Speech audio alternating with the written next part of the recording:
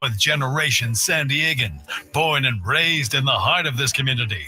Passionate, opinionated, and always bringing you the real talk on your teams, your city, and everything in between. Braden totally knows his stuff. He's ready for the next step. That guy is good. Live and local, it's the Braden Surprenant Show. But I think Braden's one of the up-and-coming young stars in the media game in San Diego. Now, here's your host, Braden Surprenant. What's up, San Diego? And happy Thursday to everybody out there. It's finally Thursday. I've been thinking it was Thursday for the last 3 days, apparently.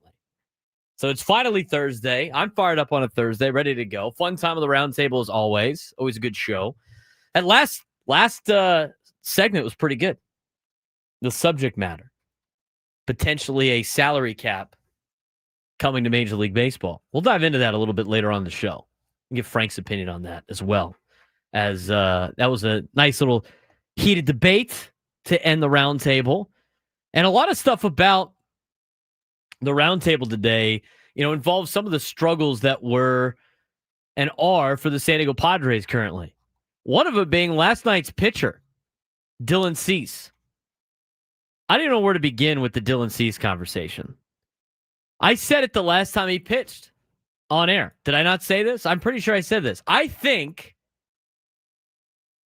he has been so disappointing in a Padres uniform. So disappointing. I think he's been disappointing. And that says a lot because Dylan Cease has thrown a no-hitter in a Padres uniform. And I think on top of that, he still has been disappointing. I think back to when the Padres first acquired Dylan Cease, and we're even talking about potentially acquiring Dylan Cease. Remember that offseason leading into spring training? Padres finally pulled the trigger on it. And the biggest hang-up, I think, for a lot of people was the guy might be washed. Because the season before in 2023 was one of the worst seasons that he had had. He was 7-9 with a 4.58 ERA. Did go 177 innings that year. Starts 33 games. I mean, the guy's going to post every single year. I mean, he's not missing starts. He's going to give you innings. He's going to give you starts. But 7-9 with a 4.58 ERA, I think everybody was just immediately like, he's on a bad team. He's playing for the Chicago White Sox. We can make the excuse for it. And then you get him last season. He pitches 33 times in the regular season in 2024. Has a 4.1 B WAR, which is the second highest B WAR that he has had in his career.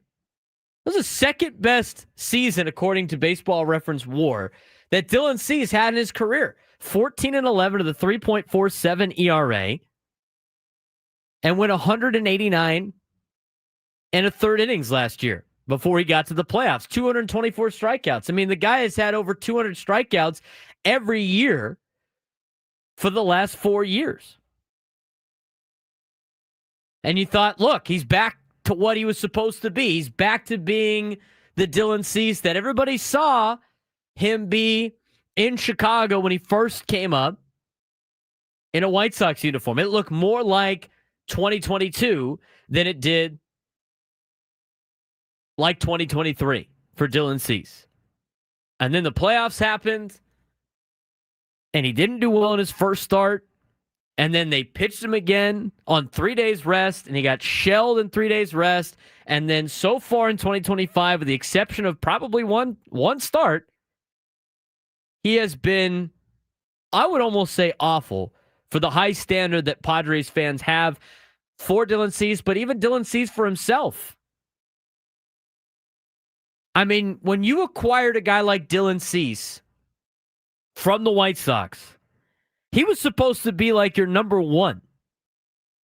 Maybe your number two, depending on what you thought about Yu Darvish and what Michael King potentially be. But remember, when he was acquired, he was expected to be the guy at the top of the rotation. A top of the rotation guy should not have a 0.3 WAR, which is the worst B WAR he has had since 2020, when it was 0.1 during a shortened season where he made 12 starts. An ace-type player should never be 3-9. And he should never have an ERA over 4, let alone a 4.88 earned run average. Look, he's pitching a lot of innings, and he's starting every 5th day. That's great. That's valuable to some people. That's valuable to a lot of teams. I would say it's probably valuable to most organizations. But when you're the San Diego Padres and you're using him, relying on him to be an ace-level pitcher, this is just flat-out unacceptable performance. And I don't know what it is. I mean, poor Bob Scanlon got crushed last night on social media because of his segment that he had on television about Dylan Cease and the metrics that he posted before the game. He was just posting the stats. Look, he did say at the end, yes, Dylan Cease still has what it takes to dominate. Frank texted me last night. I totally agree. The collapse of the Dylan Cease empire will be studied for a long time. Because it honestly doesn't make any sense. Everything that Bob Scanlon tweeted out yesterday before the game, they're facts. They're statistics. They're facts. His first pitch strike rate is 62.3%, best of his career. That is a fact. You can't argue that. His chase percentage, highest of his career. It's a fact. You can't argue it. Meatball percentage. That's a new thing. Makes a lot of sense. How many times he throws a fat pitch over the heart of the plate, which looked like he did more than the 6.3% that was listed in Bob Scanlon's tweet. Lowest of his career, by the way. Also a fact. These are not opinions. These are facts. These are things that he's been doing. You want to talk about advanced analytics? You want to talk about metrics? Here's a bunch of them for you. His whiff percentage, 33.8%, second highest in his career. Edge percentage, I think it's hitting the edge of the strike zone, 42.3%, second highest in his career. His fastball velocity is averaging at 97 miles an hour, which is the highest in his last 5 years. This is a guy that should be dominating right now. I have no idea why he flat out is not a good pitcher right now.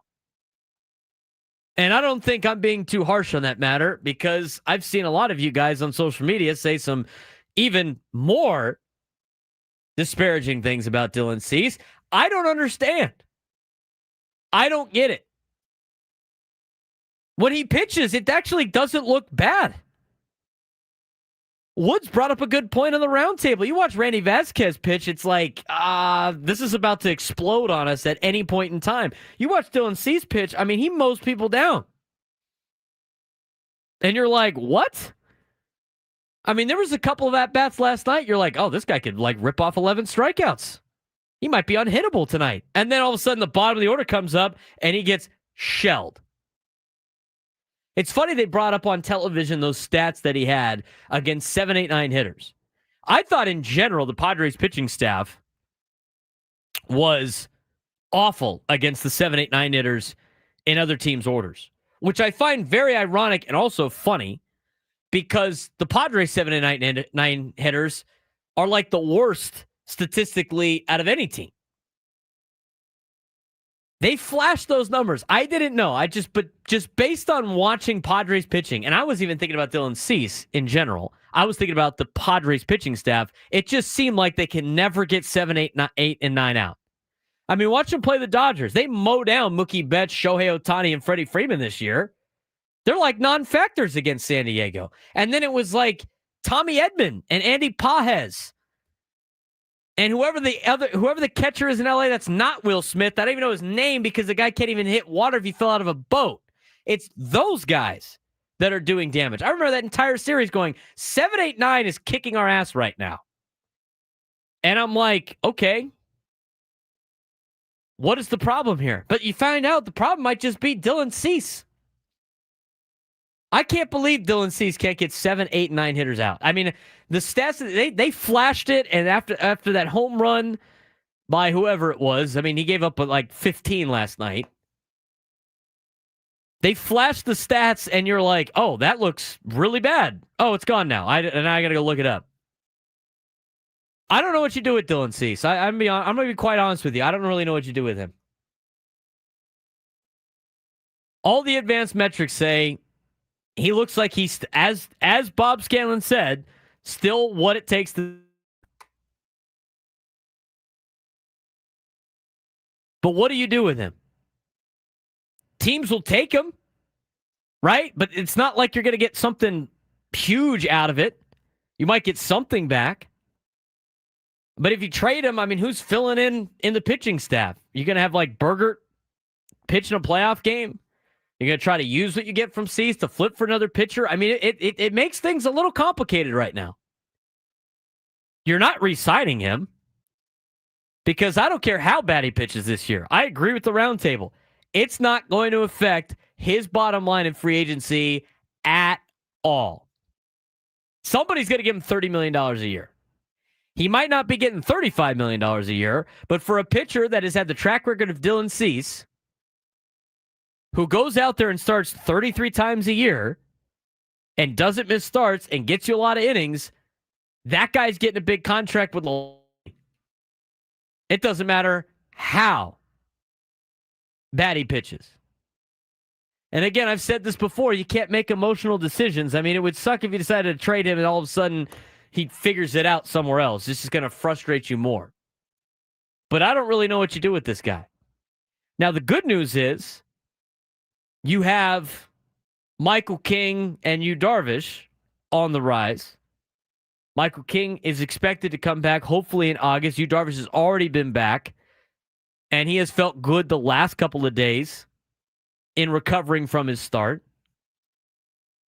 But you can't have too much pitching. I mean, you're gonna need pitching to get you through the rest of the year. You're gonna need pitching to get you through the postseason.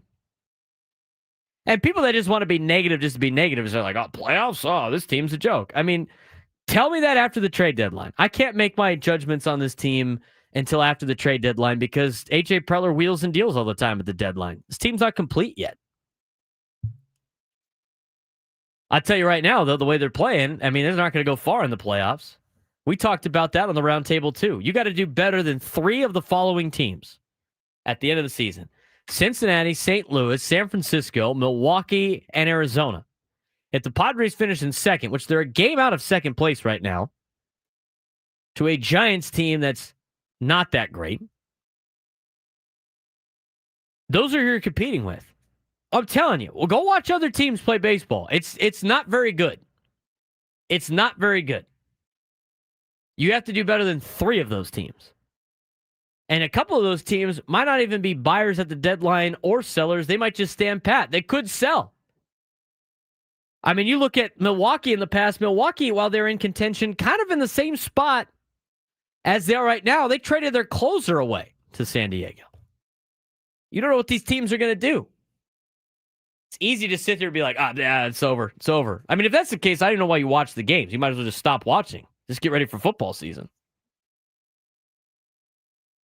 But I don't know what you do with him. I mean, he's basically your 5th best starter, if that. I'd still rather watch him pitch than Matt Waldron. And I'd rather watch him pitch than a couple other guys that are in AAA. But again, I mean, it's just, I don't know what you do with him. I don't know what you do with him.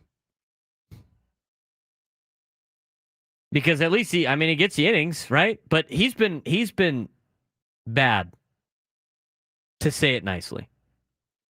The good news is you don't have to worry about having to sell him or having to sign him at the end of the year. He's gone. Like, just let him go. I'd do the same thing for Robert Swartz. Just go ahead and leave. And save the money to do something else.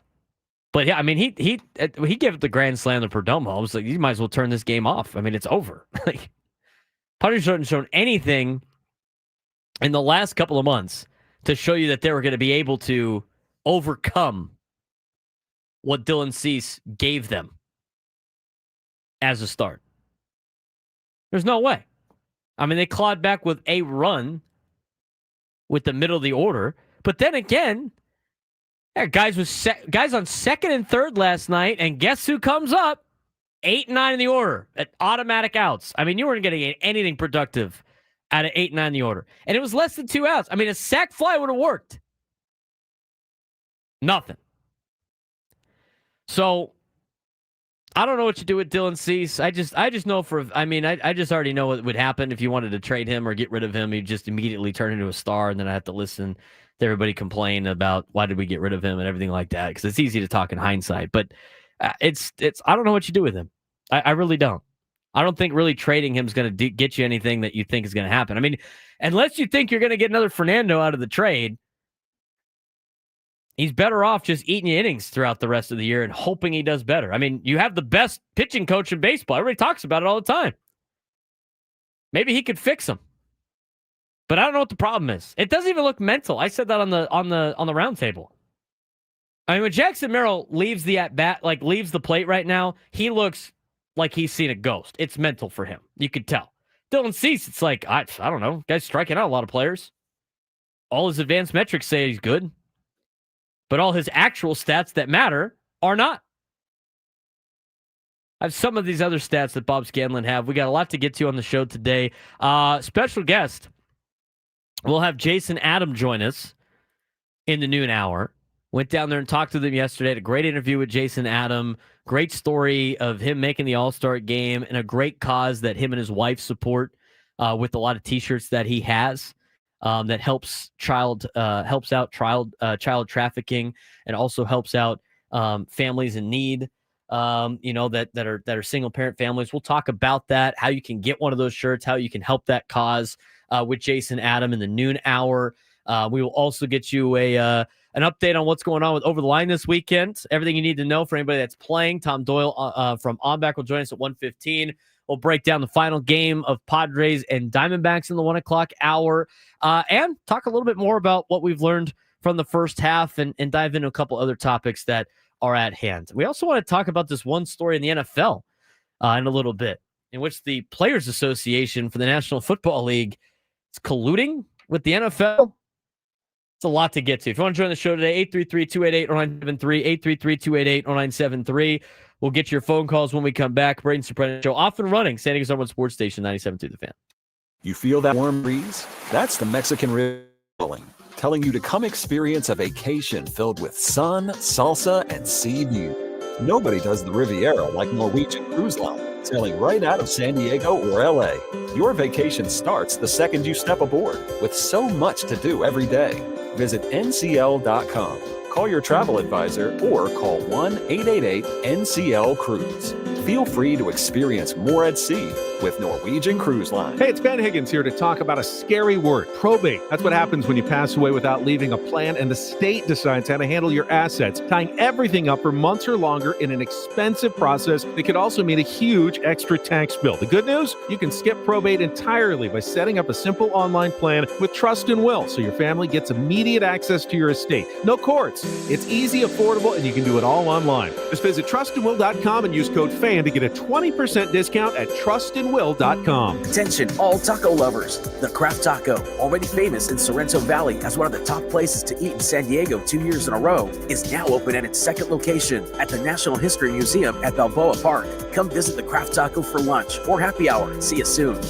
Get a jump on the summer heat with a little help from your friends at Dixie Line Lumber and Home Centers. Keeping your cool is a breeze with savings on select table, box, and whole room fans, like the Honeywell Turbo Force Power Air Circulator Fan. Your choice of white or black, only $27. Comfort Air Window and Portable Air Conditioners are on sale too. Reduce outdoor temps up to 20 degrees with the 50-foot Ocean Breeze evaporative mist cooling system from Dig. Just $20. Or create instant shade with patio umbrellas and select caravan canopies. All on sale at Dixie Line. New windows and doors will help keep the heat out. And there's big rewards from top manufacturers like Milgard, La Cantina, Marvin, Pella, and more. The Dixie Line gift card with purchase promotions. Save on Milwaukee tools with event-only deals during the July Tool Blitz events. See DixieLine.com for details. Dixie Line Lumber and Home Centers. Fix it, build it, and enjoy it.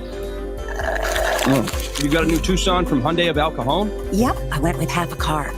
What's half a car? It's simple. Drive a new Hyundai, only pay for the part you actually use. Then in 3 years, renew 3 or walk away. So like a lease? Smarter than a lease. This is half a car and all the confidence. I chose how I pay. Half a car, renew 3. Only at Hyundai of El Cajon. $169 per month lease with $61.52 on approved credit. Not all qualify plus tax title lessons and $150,000 registration process. Rebates and incentives to deal with 36-month lease. 10,000 miles per year for HMF. Expires August 3rd, 2025. Fishing is back on the Fan. Let's Talk Hookup has returned to 97.3 The Fan, Saturday 7 to 8 a.m. and Sunday 7 to 9 a.m. Get all the latest fishing info. Let's Talk Hookup weekends on 97.3 The Fan. This program is sponsored and produced by Let's Talk Hookup. The opinions and offers expressed are not those of Odyssey Incorporated, nor 97.3 The Fan. It's complicated. These days, that's how people even describe their relationship status. When it comes to the latest complexities in your car, it's gotten really complicated. The experts at AMCO undergo the most rigorous training to stay on top of the latest car technologies, so there's nothing we can't fix. Well, except for that complicated relationship. When it comes to that, you're on your own. AA, MCO. Check engine light on, we'll check it. What's up, everyone? Tony Gwynn Jr. here to tell you about SD Fat Loss. Much like you guys, I've listened to Chris and Scraby talk about SD Fat Loss for quite some time now, and I have 100% noticed the change in them. Watching their success has really inspired me to tighten up on the health a little bit. It's been a great journey, and it was nice having their support along the way. Since starting the program, I felt healthier, more energized, and people around me have noticed too. My wife has commented on the changes, and I've gotten some nice compliments around Petco Park, which feels pretty good. I'm not gonna lie. SD Fat Loss delivers fast and lasting results with a plan that's easy to follow. No guesswork, no complicated steps, and the 24/7 support is amazing. It makes a huge difference, especially with my schedule. Find out the secret to losing up to 1 pound of fat every day, fast and easy. No injections with risky side effects, no exercise required, no calorie counting, and no prepackaged meals, just real food. Schedule your free consultation now at sdfatloss.com. That's sdfatloss.com. Results may vary.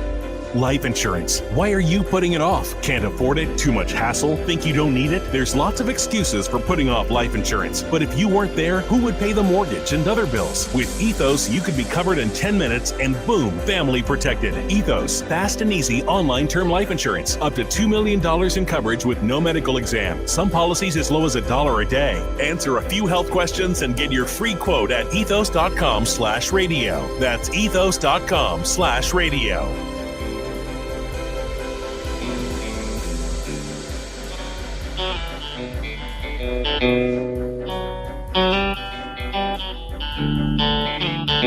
Everlasting lover, I got a lot I want to say to you.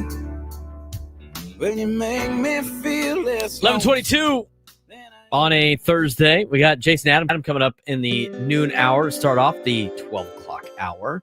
Our lunchtime hour on 97.3 The Fan. Always excited for the lunchtime hour, Frank. I am. It's usually when I get to eat. I'm sorry. That was the recovering fat guy in me. My bad. Okay. We survived the trip downtown, by the way. Yes, we did. You guys are ridiculous with Frank's car. That is not the worst car I've ever been in. It's not. It's a great car. Is it the worst driver you've been with? No. That's good. That's all I care about. I've ridden in Ubers before. That have been worse. Thank you for that. But that being said, no, and people were freaking out about the what's Frank's car going to be like? Because the comparison to Fred Flintstone's car made me LOL last night. That was good. Went down there, got to talk to Jason Adam. In and out quickly at Petco Park. Probably should have stayed. When I leave Petco Park early before the game starts, we've lost. So maybe I need to stay next time. 833-288-0973, 833-288-0973, Braden Surprenant Show. I'm Braden Surprenant. He's Frank Marchese. We're on every single day from 10 to 2, coming off the round table today on a Thursday. Haven't done so already, give us a like on the YouTube page. Be sure to subscribe. We've gotten up to 230 subscribers on the Braden Surprenant Show page. I dropped the link in the chat. If you haven't done so, click on it and hit the subscribe button on my YouTube page. It helps out a ton. We really appreciate it. We're at 232 subscribers, trying to get to 500 before the end of the baseball season. I know we can do it. So we'd love it if you guys could do that. It would be awesome. You can also watch it on that page as well. A lot of people do that. Prolific the Great, Everyday Fan, is usually holding it down in the chat on that side. So we appreciate you doing those things. Also, our show is in podcast form. So you can listen to our show wherever you get your podcasts. Spotify, you can listen to our show via Apple Music. You can listen on the Odyssey app. Wherever podcasts are, if you search the Braden Surprenant Show or 97 Through the Fan, you will find us in audio format. It's great. The other day when I was driving down to Petco Park a couple of days ago to go to the game as a fan, I wanted to go back and listen to our interview with Caleb Davis, the general manager of San Diego State football. And, I was tough with the internet. I was already on Spotify. I thought about pulling up YouTube, but then I had to scroll. I'm in traffic. Don't want to be on my phone during traffic. So I flipped on Spotify. Easy listen. It was on there. Super simple. You could do that with any of our interviews. You could do that with the roundtable. If you missed any of the roundtable, it's going to re-air today at usually on the 5 o'clock hour, but I think it'll be in the 4 o'clock hour today because we have Padres baseball. But if you're going to miss that, you can listen to it right now because it's in podcast form. Be sure to do that also. I want to get to your phone calls, 833-288-0973, 833-288-0973. We had a lady call in. Phone was a little bit off, wanted to say some things. So if that's who you were, give us a call. Hopefully the connection's a little bit better, and we can hear what your comments were. Let's get to Juan in Oceanside. Juan, you're leading us off on the Braden Surprenant Show today. Let's try to rip a double to the gap, huh? Yeah. What's up, Braden? Hope you're having a great day. I'm just calling because I wanted to talk about Dylan Cease some more. I think all the metrics and stuff have been reiterated over and over, but one of the things that I went out of my way to look up and see what his problem potentially could be that we just aren't seeing. And it mostly has to do with his fastball and his slider when he is in a situation with runners on or in scoring position, where his vertical break goes down about 2 inches and his control on his slider is a lot more wild, giving up more walks. So, I mean, I guess that's just something else to think about. And that's a good point. I mean, obviously, when you are, those metrics are going to tell you that he's obviously a little nervous or wild in those particular instances. So I think that from that, it could be a little bit of a mental side. That's a good find there by Juan. I'll have to dive a little bit deeper into that, in between shows, and I'll try to update some more information on that for Friday's show. That's a great job by Juan right there. Taking a look at that, looking at his IVB, looking at some of the other metrics when there's guys on base. Appreciate Tyler for subscribing. We love it. We want to try to get to 500 subscribers on the Braden Surprenant Show page. Just search YouTube at @B_SURP. You'll find it. Easy to subscribe. It's free. It doesn't cost you anything. And we'll have a lot of content on there, like our interview with Jason Adam. That's coming up in about 30 minutes or so. And we also want you guys that if you've loved the show and everything like that, but not just my show, all of our fan shows, subscribe or follow us on where you listen to your podcast, because it's a great audio medium you can listen to as well. I appreciate the phone call from Juan. When we come back, we get back to your phone calls and talk Padres baseball about, where they're at right now. There was a question on the round table that I liked so much that I want to talk about it again here and get Frank's opinion on it. We'll talk about that next when we come back on the Braden Surprenant Show. Stay with someone Sports Station 97 through the Fan. Ben and Woods on the Fan. Coming up on a Friday, what a show. WWE legend Rey Mysterio will join us, plus the Manager's Report with Mike Schilt at 9 a.m. Listen to Ben and Woods weekdays from 6 to 10 on 97.3 The Fan. We finally switched to T-Mobile because with them, we can be connected here and there. Let's watch a movie. And we have Netflix included to enjoy our favorite shows and movies. Now the hard part, free on a movie. Switch today and get a Samsung Galaxy S25 Plus with Galaxy AI. Plus, your plan price is guaranteed for 5 years. Save today, guarantee for tomorrow. Visit a store, T-Mobile.com, or call 1-800-T-Mobile. 1-800-T-Mobile.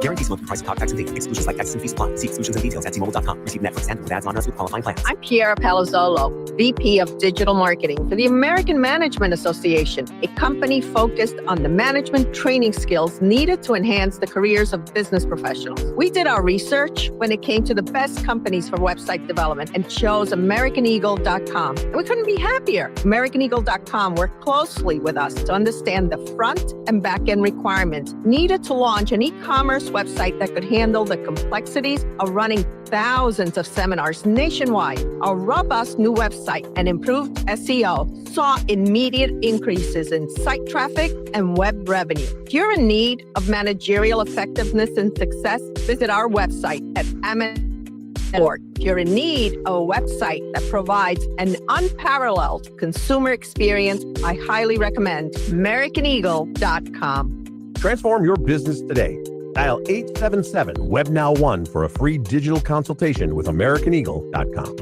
At Round Table Pizza, we craft the perfect pizza with made-from-scratch dough, a 3-cheese blend, and toppings all the way to the edge. Plus, try our new shareables, crispy mozzarella sticks, crunchy jalapeno poppers, and golden Idaho potato wedges. Whether it's a classic cheese, pepperoni, or one of our signature pies, like Guinevere's Garden Delight or King Arthur's Supreme, quality reigns king. Find your nearest location or order online at roundtablepizza.com. That's roundtablepizza.com.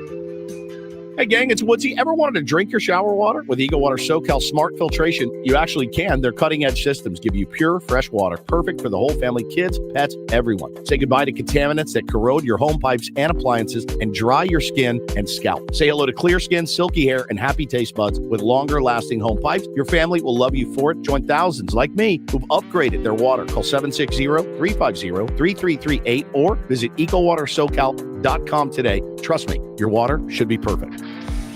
This is the story of the one. As a lineman, he does whatever it takes to keep the power on in his community. And he wants a partner like Grainger who does the same. Grainger offers the professional-grade products he needs, from voltage detectors to harnesses to hard hats, plus fast, dependable delivery, so he can rise to every challenge. Call 1-800-GRAINGER, click Grainger.com, or just stop by. Grainger, for the ones who get it done. Oh no, stomach issues again? Stomach issues? Who are you? Your pancreas. I could be the real reason for your diarrhea, gas, bloating, stomach pain, or loose oily stools. I thought it was my stomach. People often do, but any of these symptoms could mean having a condition called exocrine pancreatic insufficiency, or EPI. With EPI, the pancreas doesn't release enough enzymes to break down food, but EPI is manageable. Use the symptom checker on identifyepi.com and speak with your doctor. That's identifyepi.com. Sponsored by AbbVie. Get in the zone, AutoZone. Welcome to AutoZone. What are you working on today? Hey, that's the spirit. Right now, we're celebrating free with a free oil filter when you buy 5 quarts of oil and free Duralast brake pads when you buy 2 rotors. Like always, free battery testing, charging, and recycling at every store. Celebrate free at AutoZone now through July 28th. Get in the zone, AutoZone. Restrictions apply. This is the story of the one. As a safety manager at a manufacturing plant, he does everything he can to keep his coworkers safe. From finding ways to reduce risks to keeping safety supplies in stock. And for that, he relies on Grainger. Grainger offers a broad range of quality products and next-day delivery, so he can always play it safe. Call 1-800-GRAINGER, click Grainger.com, or just stop by. Grainger, for the ones who get it done. This is Maggie Gray with an Odyssey Sports Minute sponsored by AutoZone. Get in the zone, AutoZone. Colorado coach Deion Sanders is calling for a salary cap in college football. Speaking at Big 12 Media Days, Sanders warned that big money programs are dominating by throwing millions at recruit, and it's hurting the game. He wants transparency, fairness, and rules, just like the NFL. But the big question, would coaches and boosters looking for an edge actually follow these rules? I'm Maggie Gray. Tune in Thursdays at 10 a.m. for our weekly Padres Roundtable, featuring the entire fan staff, delivered by San Diego Roundtable Pizza. For takeout or delivery, go to roundtablepizza.com. Roundtable Pizza, it's pizza royalty.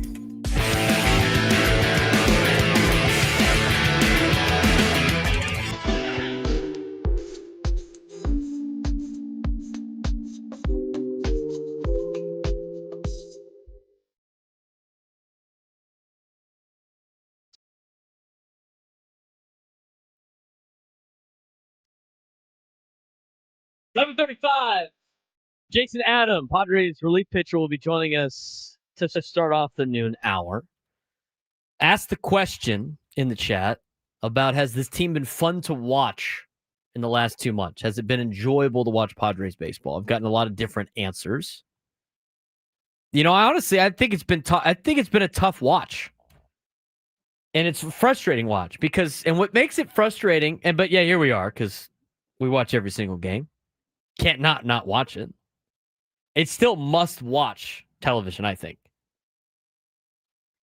I will say, days off from the Padres are still not fun days. I still like tuning into the game And the team, I think, at the top of the order and everything like that still has that, gives you that sense of faith, to keep the faith, to continue to watch night in and night out. But you cannot sell me that the team has been fun to watch the last couple of months. They've just been very frustrating to watch because you see the potential of what they could be. You see the signs, you see the flashes of what they were in April, and then you go and see what they also could be, which you do not want them to be on the downside. And it makes it utterly frustrating. I asked people in the chat. Some people said no. Tyler Lee in the chat, always a fun watch, even if we lose. It's a long season, got to stay positive. And then you have other people that are weighing in, like, it's not as exciting as the first month. It's more excruciating watching The Office than watching The Office not score more than 4 runs on average from Prolific the Great. Some season ticket holders are upset of offense, frustrating watch. But again, here we are, all watching it night in and night out. And they've been fun to watch. It's been frustrating to watch. I mean, last night, after the Grand Slam, it was like, and I continue to watch it. I had a good setup outside. We got a TV with DirecTV that we can move anywhere in the entire, basically, radius of our house. And so I like to move it outside. It was a beautiful night last night, so I'm watching the game outside. And then Perdomo ruined the night with the Grand Slam. And I was like, oh, I'll watch a couple more innings just to enjoy my time outside. But I was actually more on my phone than anything else. It's been tough to watch. It's been really tough to watch. The team right now is a team that could probably make the wild card. I still think as constructed, as crazy as that sounds, you look at the competition, you look at the National League, you look at the race that's filling in the National League. In order to make the wild card, you don't have to be better than the Mets. You don't have to be better than the Phillies. You don't have to be better than the Cubs. And you don't have to be better than the Dodgers in order to make the wild card. In order to make the wild card, you got to be better than St. Louis, Cincinnati, San Francisco, Arizona, and Milwaukee. You have to be better than 2 of those teams. Then you're in the playoffs. This team, as constructed, if they didn't make any moves at the deadline, could do that. It's not out of the realm of possibilities. This team could definitely not win in the playoffs, though. They could sneak into the playoffs with this current team, but they can't win in the playoffs with this team. You can't do that with Trenton Brooks in the lineup or Bryce Johnson in the lineup. Can't do it with the bench that you have. You can't do it with Dylan Cease pitching like, honestly, not even a 5. I mean, barely a 5. You're not going to be able to win any games in the playoffs. I don't think they need to add in pitching. I think they need to add at the margins offensively. I think it's going to do a lot of wonders. But right now, I mean, you're just going to have to wait until the deadline unless something drastically changes. And I don't think anything's drastically changing. They got 4 games here before the ceremonial first half is over. It would be nice for them to go 2-2 in their next 4 games. That means you take 2 out of 3 from Philly, which I'm not counting on, and winning tonight against Arizona. Actually, no. You don't have to go 1-2. That's fine. That's even easier. Yeah, 2-2 in the next 4 days is not a hard ask.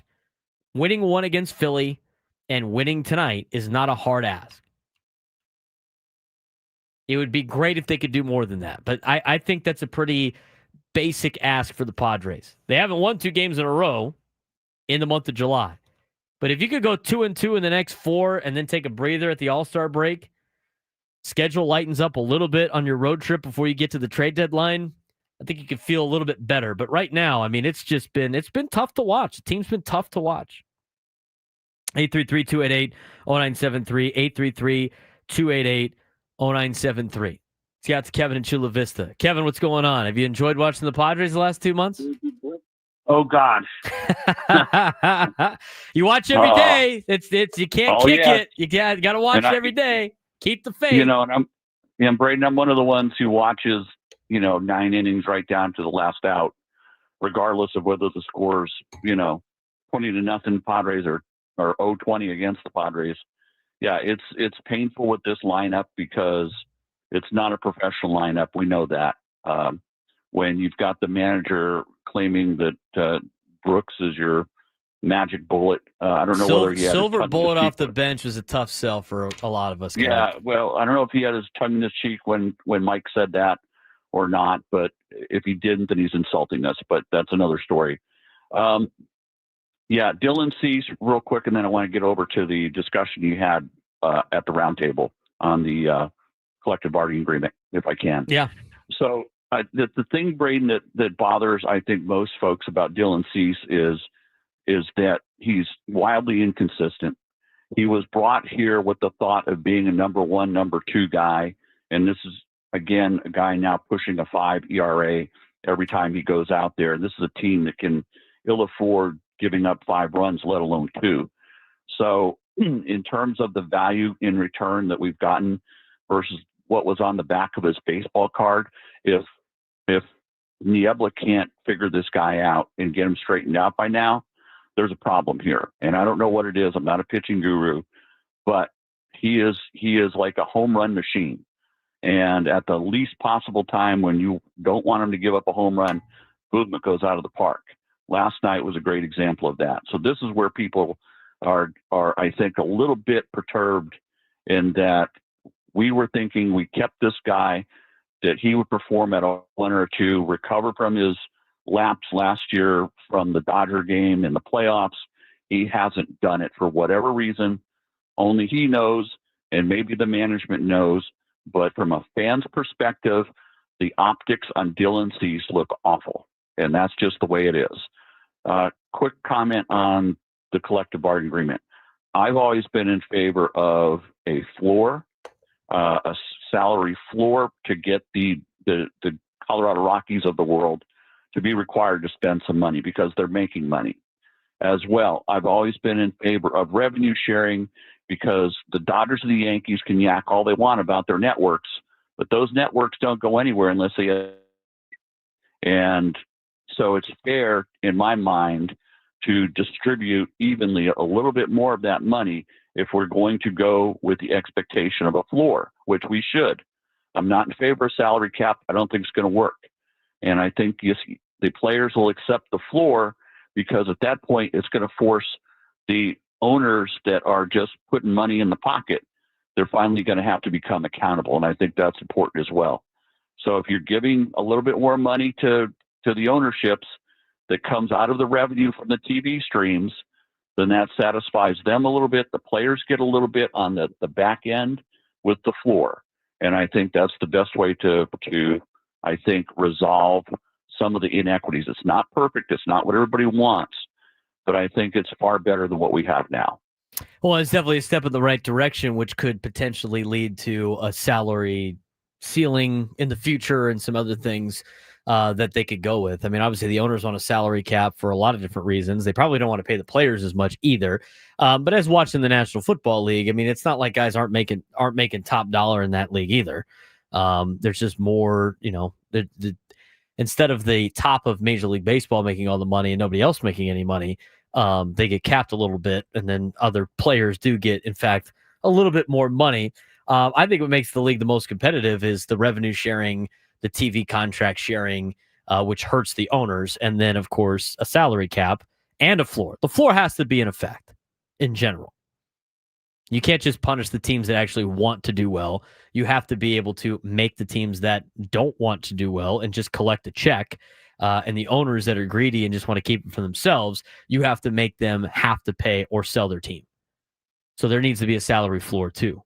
I think eventually, if you get to that point, that would be a highly competitive league. I think it will draw more attention to Major League Baseball. And I think ultimately they'll all win. I think they will all win in that particular sense. Right now, they're trying to fight against each other instead of realizing that they can all make a ton of money.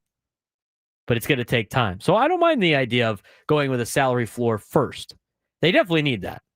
I mean, you got to make the A's spend money. You got to make the Pirates spend money. You got to make the Rockies spend money. You got to make some of these teams that don't want to spend any money in action for some high-level free agents so they don't just all go to the same 5 teams every year because nobody else wants to pay for them. Which, in tune, probably hurts these high-paying players more than what a salary cap would. Because now, if there's not a high competitive bid for some of these players, then the price goes down. And these top teams can get him for more of a deal because the bottom half doesn't want to spend the money. And when you spend the money on one player, all of a sudden the Yankees have to use the money they have left over to fill out their team or not be able to get a new guy. And then the Pirates can go out there and sign one player for a huge amount of dollars. And all of a sudden there's competitive balance. The thing that people mistake all the time, I mean, like, this is a league that's about competition. That's like the whole point of the business.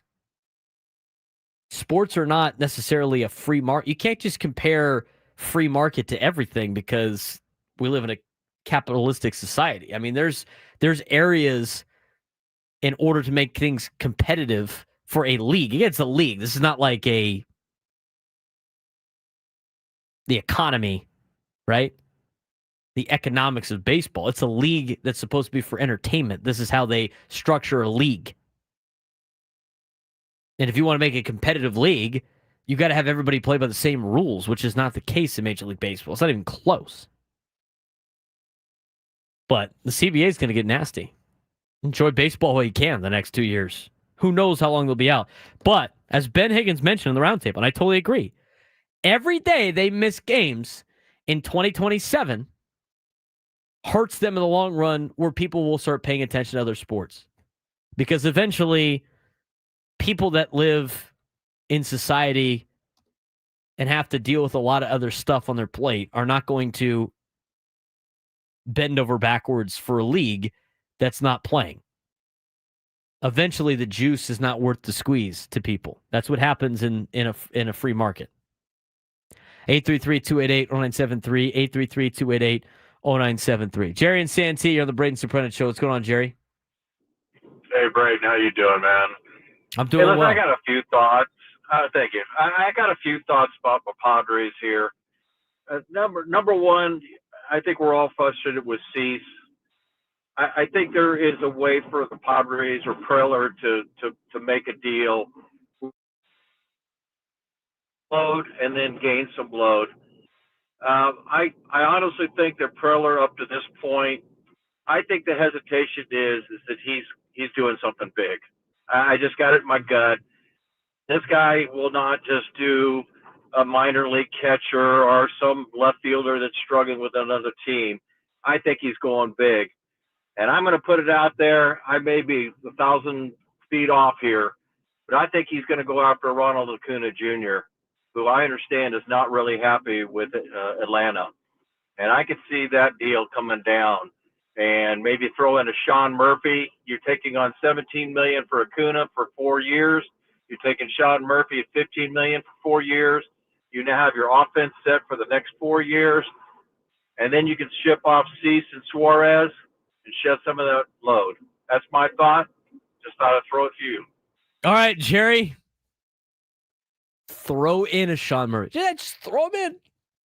Throw him in like it's a bag of balls. By the way, I have to say, in that particular world, I'm in.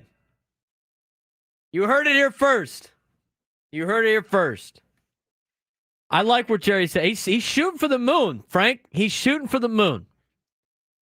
Probably right not realistic. Shot right past it, I think. If that was his target, he right on by. And then Jerry woke up. Sailing right out from there. The dream. Our resident Braves fan. Infinity eye roll emojis. I was going to say, I think I could hear him laughing from here, honestly. I'm going to tell you what, though. What time is it? It's 11:48 on July 10th. If the Padres make that trade, we are going to have to go back and play Jerry's clip. Yeah, we are. Just write it down. Could you imagine the Padres? I mean, like, what? I'm not saying I wouldn't love to have Sean Murphy and Ronald Acuna Jr. I mean, you know what? If the Padres acquire those two guys at the deadline, I'm going to attempt a backflip. I will do it. That'll be some content right there. Yeah. I would be going ballistic. I'd just be like, no way. You think the reaction from Paul and Ben and Woods when the Padres traded for Juan Soto? No way! That's going to be me. I'm going to be like, I'm going to take all this money, save. I'm just going to throw it on black. Just, you know what? Maybe it's our day. Could you imagine? I mean, that would be, I can't even like break down how, I can't even pull it off. I couldn't even, it's I think, not that it can't be done, but it shouldn't be done. I think all that means is that Jerry has won our inaugural MLB The Show General Manager of the Year award. I like it. Jerry, trust me, dude. I like where your head's at. I like the idea. I would love to have those players. Did you miss the end part where he's like, and then trade away Suarez and Cease and... Yeah, Okay. There's no way DeVries. I mean, I'm trying, just try to piece that together. If I didn't have to pay for it, because everything that's good in this world, you have to pay for all of a sudden. I mean, they had the MLB trade thing where you could, mock the trades. Yeah. Fun. It was fun. And then they're like, oh, you have to pay for it now. Oh, wow. Who in the right mind people are pays actually for using that? this? Who in the right mind pays for that, by the way? Who pays the subscription for that? You either have unlimited funds or you're very bad with money. Who pays for that? Why did somebody have to wreck it by getting greedy? I mean, I couldn't even imagine what I'd have to put on that sheet to make that happen. You play MLB The Show, Frank. Yes. I want you tonight to go home and try to make that trade happen. All right. You don't have to go in Dynasty. You could just go in the whatever on, see if you can make the trade happen. Find a way to make that happen. I'm telling you right now, there's no way it happens on there. I made a trade that none of you guys would like happen, though. So we give all their bet. Was Fernando a Met? No. Was Jackson Merrill a Met? No. I did a rebuild for the Cardinals, and I was looking to ship off some money. I may have traded Manny Machado for Nolan Arenado. What? Yeah. It's a foul. Hey, I'll tell you, I felt dirty doing it. I will say that, but they offered it, so I took it. Foul. They offered it, so I took it. Like, okay, that's okay. That shed some money. Adam is putting too much effort into this. He's just putting too much. He's realistically looking at this too close. It's too realistically. There's no way. We got to make a bet with Jerry or something like that. If he calls it, we got to get him something. I'll buy him Kraft Taco. You buy him Kraft Taco before me. That's cool. You're getting your Kraft Taco soon. Am I? Yeah. Okay. Sounds like it. Oh, there we go. If the Padres acquire Ronald Acuna Jr. and Sean Murphy, I will buy him Kraft Taco. Anybody want to add to that bet? Anybody in the chat want to donate something to Jerry? I like it. He said, I'm going big. I'm going big. There's no way that you can even think about realistically that happening. Yeah, he's disgruntled. I mean, are you willing to give up DeVries for him? No, I don't care. No way. No way. Absolutely not. No way. No. Nope. I don't even want to talk about it. My brother texted me today. He's like, what about DeGrom? Just out of context. And I'm like, what about him? I'm like, dude, the Rangers think they're in it. Stop. I don't even want to go down that path. No, I don't even want to go down that path. We're going to do this again? I don't want to go down this path. Rangers are not in it. Tell that to them. Tell that to them. You're not in it. You're in fourth place, 3 games back. Doesn't matter. No. If they think they're in it, they're not going to sell. If they think they're in it. How many back of the wild card are they now? 4? Did they win last night? 3.5. 3.5. Last night. They're in it. Atlanta thinks they're in it. I tell you what, though. And we're going to have to get this after we get to Jason Adams, because Jason Adams coming up next. I know his name keeps circling around with the Padres. The more I look at a potential trade with the Red Sox for the Padres, the more I'm like, have Jarren Duran on the Padres, but what it's going to cost to have Jarren Duran on the Padres, and seeing what Jarren Duran is doing this year compared to last year, I think last year is probably the best year he'll ever have in his career. I think it's all downhill from here for Jarren Duran. We've had his name linked to the Padres for so long now. Like, Jeff Passan listed him today. I don't... If it costs like a solid... I mean, you go down the break, it doesn't make any sense. We'll talk about that after we sit down with Jason Adam on the Braden Surprenant Show. Standing on someone's sports station, 97.3 The Fan.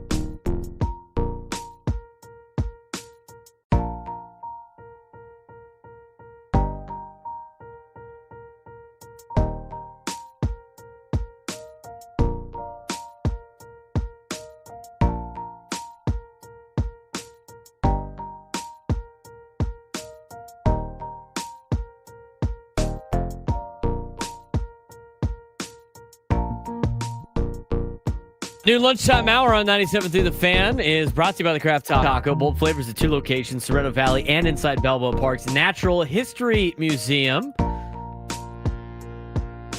Don't even need to say it. No, all right. He draws the foul. Guys, haven't had it yet.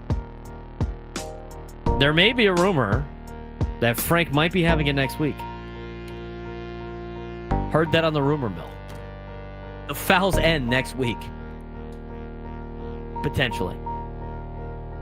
All right, if Jerry's shooting for the moon idea that the Padres trade for Acuna Jr. and Sean Murphy, if they pull that off, which they won't, I will buy him Craft Taco. I've said that already. So, we will see what that happens. Yesterday, Frank and I drove down in Frank's car to Petco Park, and we got to catch up with San Diego Padres all-star reliever and Jason Adam. And we spent a couple of minutes with Jason Adam talking about a lot of different things. Here's our interview with Jason Adam on the Braden Surprenant Show. Bullpen pitcher for the San Diego Padres. Here, Jason Adam, join us bullpen here pitcher on the for Braden the San Diego Surprenant Padres. Show. Kind of And to first, join congratulations us here in order on the making the Braden All-Star Surprenant game. Show. For the journey that you've had, Congratulations in big order making the leagues to now All-Star making the game. All-Star game. For What the was that journey that you've experience had like for to you big finding out leagues you're to now gonna be making a the National All-Star League game. What was All-Star? that experience like? Crazy. I mean, such a blessing. I think it's something you dream about as a kid, and you're still dreaming about it. I'm a 33-year-old man, and you still have dreams. So to have it come to fruition, I feel like I could never deserve it, but I'm incredibly thankful and excited. You guys have a lot of bullpen arms that's probably deserving. Obviously, Robert Suarez gets to go. Manny's going. Fernando's going. Some of those guys that have been before, get pick their brain a little bit of what the experience might be like. Yeah. I'm like, what am I signing up for here? It's without fail, everybody's like, it's an unbelievable experience. Like, it's busy, it's crazy, it's a crazy 48 hours, but it's unforgettable, and it's something you never want to take for granted. It's possibly a once in a lifetime opportunity. So, to hear those guys, I mean, Manny, who's been set, this is 7th or 8th. Toddy's been a few times. Suarez went last year, and they all talk about it with, like so much excitement. So you guys get to go to Atlanta. You're bringing the family out there. What's kind of the inner workings of maybe some of the behind the scenes stuff, obviously, and before even thinking about playing? Yeah, there are certainly a lot of logistics going on. The whole crew, my girls and wife will come with us. A lot of my other family will meet us out there. But yeah, we'll fly out Sunday after the game, get in late because of the time change, I'm sure, but get in, and then I think we start with stuff kind of starts happening pretty early the next day. So I have no clue what's going on, but I had to buy a suit. So, and my girls, I've seen a lot of dresses showing up at our door for our girls. What an exciting time for you and your family, though. Some guys get to play in the game, some guys don't. You've racked up a lot of innings, and one of those guys that leads in appearances. For you, is being there awesome, or you might get a little extra juice if you get called upon to go represent the National League out there on the field? Yeah, obviously I hope to play. It's what we do. I don't even like sitting out there during games. We play regular season and not pitching. I love playing the game. I still have some of that childlike joy playing the game. So I hope to play, but just honestly, just to get to go is an insane experience. I can't wait to experience it all. Obviously, you guys are in a good spot right now. 7 games above 500. You guys have been kind of playing around 500 ball, but got a lot of young talent, got a lot of great talent in the bullpen too. What's made your guys' bullpen so electric this year, and being able to pick up maybe some of the assets have not held up in the team, but also you guys seem like you're competing almost against each other out there as well. Yeah, it's an incredible group of guys. The talent is, anybody can look up and see that. It's an incredibly talented group of guys, but I think what's cool is we're competing with each other. So it's not against each other, we're competing together. So if there's been nights I didn't have my best stuff, and in came Suarez and picked me up out of a jam. And guys just trying to pick each other up, that next man up. It's really hard to have your best stuff every single night. So knowing that hey, I didn't get my job done tonight, but I know the next guy's going to come in and get it done for me. That gives you a lot of peace. And then you come in and, if you keep the game close with this offense, there's a chance to win a ball game. We're talking with Jason Adam, relief pitcher of the San Diego Padres here on the Braden Surprenant Show. Last night, you had pitch gets a little bit hit, a little dicey there, but you guys have great defenders behind you. And take us through, obviously initial feeling was probably not very good, but just through your angle of Fernando taking that ball away. Yeah, that was crazy. What was crazy to me is as I'm watching the ball, I'm like, I think he's going to catch that. That shouldn't be a thought in my mind. Like, I should have been thinking that was a homer the whole way. But it was like, I think he's going to get that. And then I kept going. I'm like, oh, my gosh. And I saw him jump. And I'm like, of course he did. Yeah, it's just like watching him play every night, watching Jackson, watching all these guys. I mean, we got gold all over the field. That is so nice as a pitcher. You guys we talked about the bullpen, but from a starting staff, a lot of experienced pitchers, a lot of guys with some great stuff. Do you get to pick the brain of some of the starters too, and you guys share some notes? There's a lot of great guys you could pick from. Yeah, top to bottom. And everyone's so uniquely great, so you can take something from everybody. And it's such a cool group. Darvish, obviously at the top, he's been doing this forever, and he's still competing. He's still learning. He's still asking younger guys questions, trying to learn. And that sets the tone. So we all like to learn from each other, and then we got Ruben and Fritz. And the whole pitching staff to just make sure that we're staying on the right track. It's a unbelievable group, top to bottom. Played a lot of baseball in your life. You guys all talk about how great Ruben is, but try to relate for some of us that don't get the experience of talking with Ruben. Like, what does he do to either calm you guys down or fix things? Because it seems like when he comes out there, your guys, at least from afar, look like he can really get you dialed in, even game on some adjustments. Yeah, he sees us really well. He knows us really well. He knows what each guy needs. It's like a good coach knows the guys that need to get yelled at, and he knows guys that needs a pat on the butt. That's oversimplified, but he's really good at that. And his knowledge is huge, but he's able to simplify for guys that need more simple, and know just he kind of just stays within the boundaries of each guy's strengths, and he knows. And so when he comes out and he's got an attack plan on his mind, it brings us comfort because we know his attack plan's well thought out. So we just got to execute what he just said, and we'll be in a good spot. From a catching perspective, Mike Schilt talks about Martin Maldonado and Elias Diaz, just handling the pitchers. And for, I think, a lot of common fans, that might be, what is he talking about? But for you guys, you guys have all done well from a pitching standpoint. What is it like working with Maldonado and Diaz? And what is that, they know how to receive you guys well and know how to get you guys in the right spot? Yeah, they've been incredible. It's been both of them. It's like you come in the game. If I didn't know a lick about the scouting report, I really wouldn't care, because I know these guys, they've done the work. They study hard. They look at the hitters, so they know the other team's hitters well, but they also know us well. So they know, I'm not going to come in with the same approach as Estrada. I'm not going to, we're all unique, and they're so good at balancing our strengths versus the hitter's weaknesses. And you could go out there totally blind and just listen to them, and you'd be in a great spot. We're talking with Jason Adam, relief pitcher of the San Diego Padres, here on the Braden Surprenant Show. A couple more things for you. Obviously, everybody's got the human side of the game, too. So a year ago, you weren't a member of the organization. You got added at the trade deadline. You've been traded a couple of times. What was it like, getting traded to a contender that really wanted you here? And what's that process like when you got, 4 daughters at home and a wife, and trying to, in the middle of the season, kind of change your entire living situation? Yeah, it's nuts. I found out I don't even remember what day of the week it was, maybe Sunday morning, and we were on a plane at noon the next day, having to pack up our whole house. So my wife is a saint. She puts up with so much, and we have help in season. Kenzie, our nanny, she helps so much packing up, but there's a million moving pieces. For me, I just wanted to get my family out here and just start, rip the Band-Aid off and do it quick. So we did that. But then some guys, you got family stuck back in Florida, and you're playing in San Diego. You're trying to, so it's crazy. But the nice thing is, it's crazy in the morning before you get to the field. Then you get to the field, and it's like, all right, boom, let's play ball and let's focus on that. And they got, TJ, our guy here, our travel sec, he is amazing. He made the transition unbelievably smooth. We got such a good team of people. They do as much as they can. It's going to be crazy, but well worth it. And hopefully we can win a championship now this year. That'd be nice, right? From a non-baseball perspective, what's your favorite thing as a dad here in San Diego? What's your favorite thing about being in San Diego? I can be outside all day with my kids. It's it's perfect weather. We can walk over to the beach for a little bit, and you're not roasting completely. We can walk over to the park. it's just like the outdoor lifestyle, and then everybody we've met here has been incredible. It's like everyone's super friendly, laid back. Seems like very very family friendly. Yeah, we had no clue. We didn't think we'd love it here. We've fallen in love, and it feels like home. Last thing for you, obviously something very important to you. You're wearing the shirt right now. I've actually had people reach out to me how to get one. We can ask you that in a second, but strikeouts are a little bit sweeter for you this year for a couple of different reasons.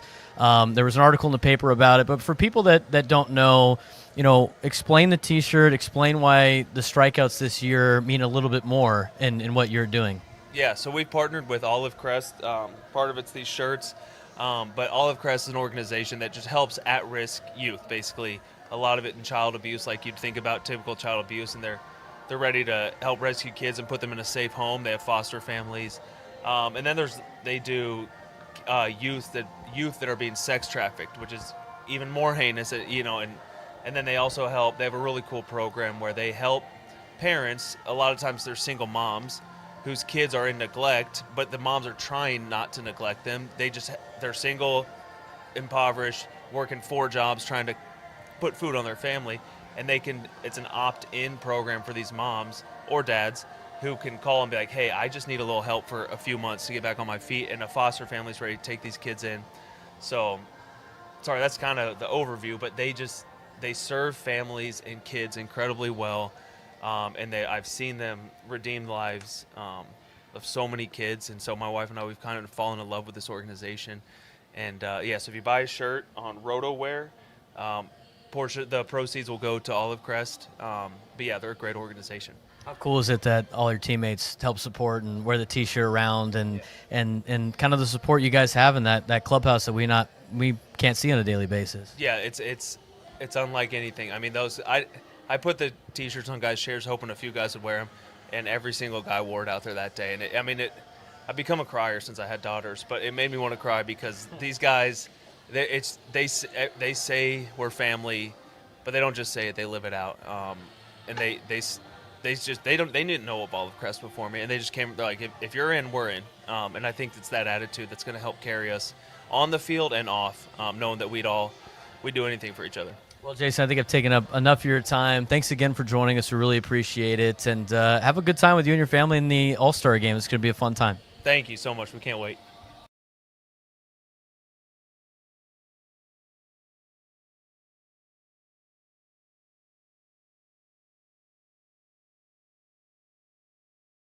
And Jason Adam for helping us get that done. So it was a fun time chatting with Jason, and a great cause for him, and helping kids that are victims of child abuse. And every strikeout means a little bit more every time Jason Adam strikes somebody out. I mean, with the donation that he has, we're going to try to get you a link if you want to buy that shirt to help support his cause and put it into the YouTube video here during this next break. But a big thanks to Jason Adam. Big thanks to the Padres for helping us get that done. A good job by Frank yesterday and being the videographer and helping with the audio stuff. And so we'll get that interview out there for you. If you haven't, or if you just missed it when you tuned in, we'll have it up on YouTube and wherever you get your podcasts. Be sure to subscribe to our YouTube page. I put the link in at the bottom of the YouTube video so you can subscribe to our YouTube channel as well as find us wherever you get your podcasts and everything like that. So that's all now on our videos. We're going to try to have that for you each and every day, so it's a lot easier for you to access. When we come back, a perfect trade for every team, according to Jeff Passan. It keeps saying the same name for the Padres. We'll discuss when we come back on the Braden Surprenant Show, San Diego's #1 sports station, 97.3 The Fan.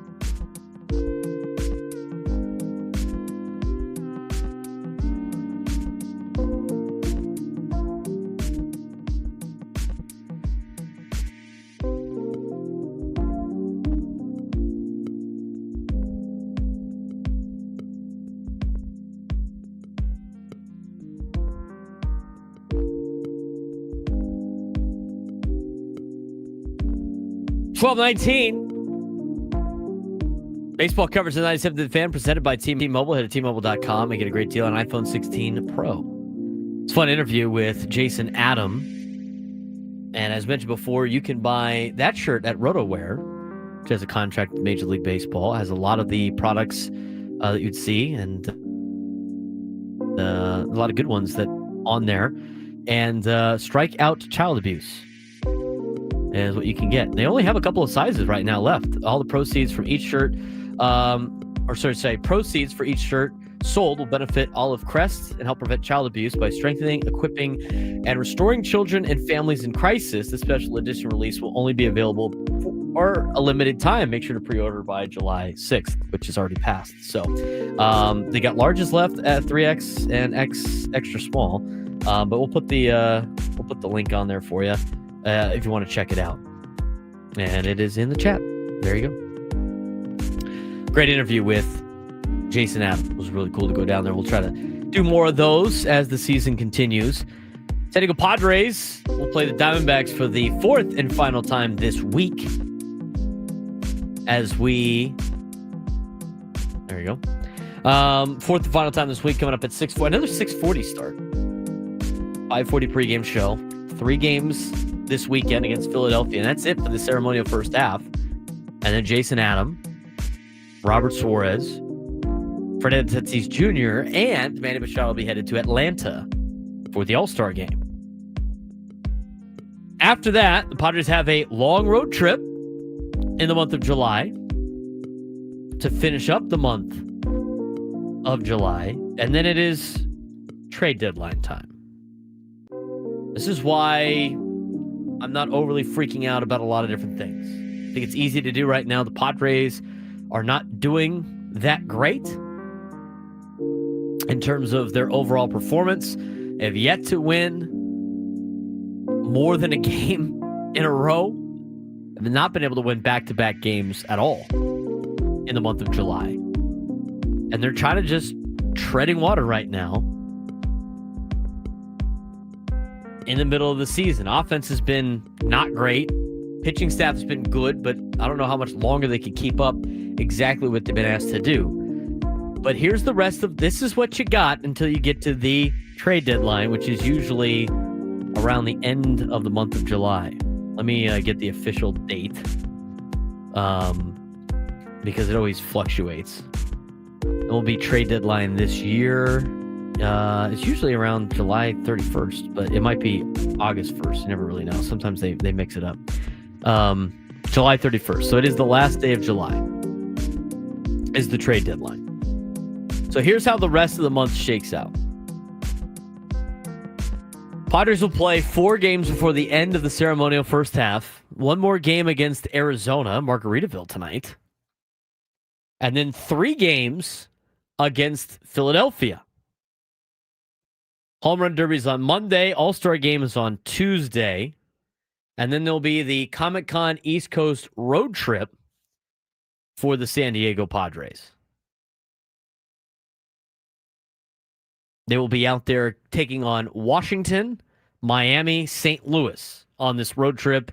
And then Frank Marchese's New York Mets come to town July 28th, 29th, and 30th. And that is all you got left before the trade deadline. So you got 1 game against Arizona. You got 3 games against Philly, 3 games against Washington, 3 games against Miami, 4 games against St. Louis, and 3 games against the Mets. And then you get to the trade deadline. And speaking of that trade deadline, Jeff Passan today put out a list of 2025 MLB trade deadline Passan's top moves for contenders. San Diego Padres, 49-43. They're 6 games above 500. Currently a game out of second place behind the Giants in the National League West. Their biggest weakness is left field. And Jeff Passan says their best match is Jarren Duran. Quote from the article. No player and team have been linked as strongly as Duran and the Padres, and that's without any knowledge of how the Red Sox intend to handle the deadline. Roman Anthony's emergence has put Boston in a position to float Duran and Wilyer Abreu in trade discussions, and whether it's now or over the winter, Boston wants to use its surplus of bats to fill voids elsewhere. Left field for San Diego is among the biggest voids in the game, not just in the Padres, but in the game. Padres have tried 8 players in left field this season, and collectively, they barely have an OPS over 600. A Duran, Jackson Merrill, Fernando Tatis Jr. outfield would be a factory of dynamism that would be under team control through the end of the 2028 season. The Padres might need to be creative. Beyond shortstop Leo DeVries, quote, or should I say in quotations, who's believed to be off limits, as he probably should, Ethan Salas, their farm system is middling, according to Jeff Passan. A lot of other people think it might be a lot better. But nobody does creativity like general manager A.J. Preller. And whether that means facilitating a deal through a third team or including one of their high leverage relievers, such as closer Robert Suarez, San Diego is willing to go places most other organizations would never consider. We have floated this idea around with Jarren Duran for the last couple of months because he has been that player that has been rumored to be headed to San Diego for quite some time now. The Padres have been interested in Jarren Duran. The Long Beach State dirtbag, Jarren Duran. I look at Jarren Duran and, he's out of Corona, California, be a Southern California kid coming back. Was an all-star last year in 2024. 8.7 WAR. I mean, he was off the charts last year. 285 average, 834 OPS. He had a good year in 2023 as well at age 26. In his age 28 season, he's got a 2.2 WAR, which matches his 2023 season. And has a 262 batting average with a 756 OPS. He is 7 percentage points better than an average baseball player, according to OPS Plus. And he's put together some pretty good numbers here in the first half of the season. 8 home runs, 10 triples, 24 doubles. He has walked 27 times, but he has struck out 100. I mean, he is a guy that does strike out a lot.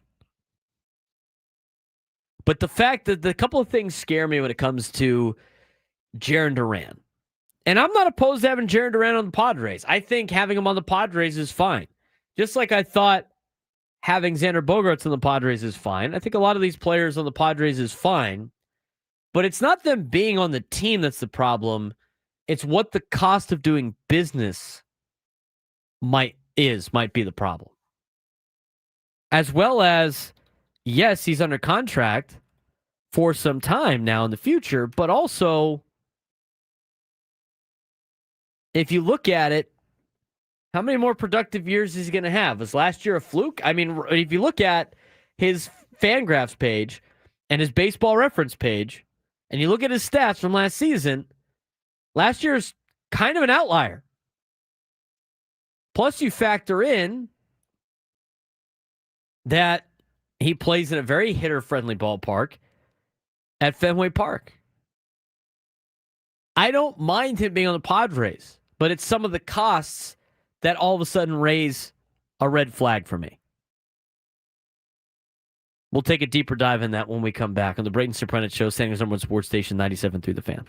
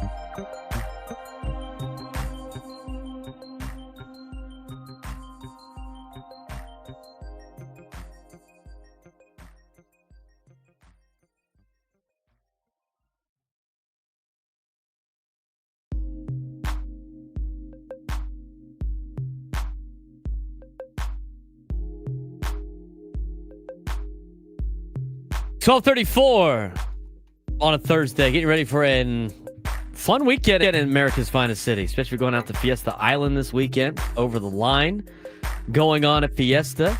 I will be down there tomorrow after the show. Go out there and hit a little bit. And then Saturday, I'll be out there playing Over the Line. So we have 4 teams that are going to be representing the Braden Surprenant show out there. tomorrow. I got my team with my buddies. I got another team of friends, and then I have my brother's got a team, and then he's got another team with some friends. So there's 4 teams out there in the men's open that will be presented by the Braden Surprenant show. Be fun to watch. If you want to come out, hang out with us, we'll be out there. Go out and support maybe your friends that might be playing in Over the Line this weekend too with OMBAC. Everything you need to know about Over the Line this weekend, how to get down there, what to do, where to park, all that stuff will be answered at 1:15 when Tom Doyle of OMBAC will join the show and give you the lowdown on what's happening at Fiesta Island, not just this weekend, but next weekend too. It's a 2-weekend deal. But I'll be down there. So anybody that's down there, we got some those blue and pink shirts that Frank and I were wearing the other day. If you see some of those, they'll probably know where we're at down there at Fiesta Island. So coming down, say hi. If you want to get down there early. And if you're going to drink, please designate a driver and Uber down there. That's probably saves you a lot when it comes to parking anyway. So we'll be down there tomorrow after the show to hit. And then I'll be down there Saturday, all day Saturday. And we'll see what happens. Go Aztecs in the chat. Ask Frank a question. What is Frank doing first on NCAA 26 today? Penn State, small school rebuild. When does he anticipate going to bed tonight? I'm going to have to go to bed at some standard time. The first thing I did, because I got here a little bit late because of the round table, so I fired it up already. Me and my friends do a rebuild dynasty, so I was scouting teams for that. I ended up settling on Missouri State. So it's me and 3 other friends. One is Delaware. Blue Hens. Yes. Another one is taking Georgia State. I'm taking Missouri State. And the last one is the last one is taking UAB, the Blazers. With Trent Dilfer as their head coach? I believe so. Nice. Love it. I got to download the game. I'm ready for Team Builder. Reactive. Oh, man. I lost the camera on Good. StreamYard. That's always fun. Love to see that. And now I'm a robot, apparently. So there's that. And we're back. Okay. Hey, there we go. I got to download the game. I got to play it. How long did it take to download it today? I got it a couple days ago. So when the pre-order opened, that's when it downloaded it. So I don't know. I was able to play it right at 9:00 this morning. All right. We'll see it tomorrow. We'll see what it is today. Which, by the way, bad job on video game companies not doing midnight releases anymore. Like, seriously? Let me play the game at midnight. Don't make me wait until it's the middle of the day. Ruin my entire morning because you guys make me wait until noon Eastern, 9 Pacific a.m. to play this game. Are you going to do a Penn State dynasty too? Yes, we are going to do that. Me and that same group of friends, we're going to do all of our favorite teams. So it'll be me, Penn State, Notre Dame, Georgia, and Tennessee. Those will be the 4. It'd be fun to do a Braden Surprenant Show Dynasty League. It would be.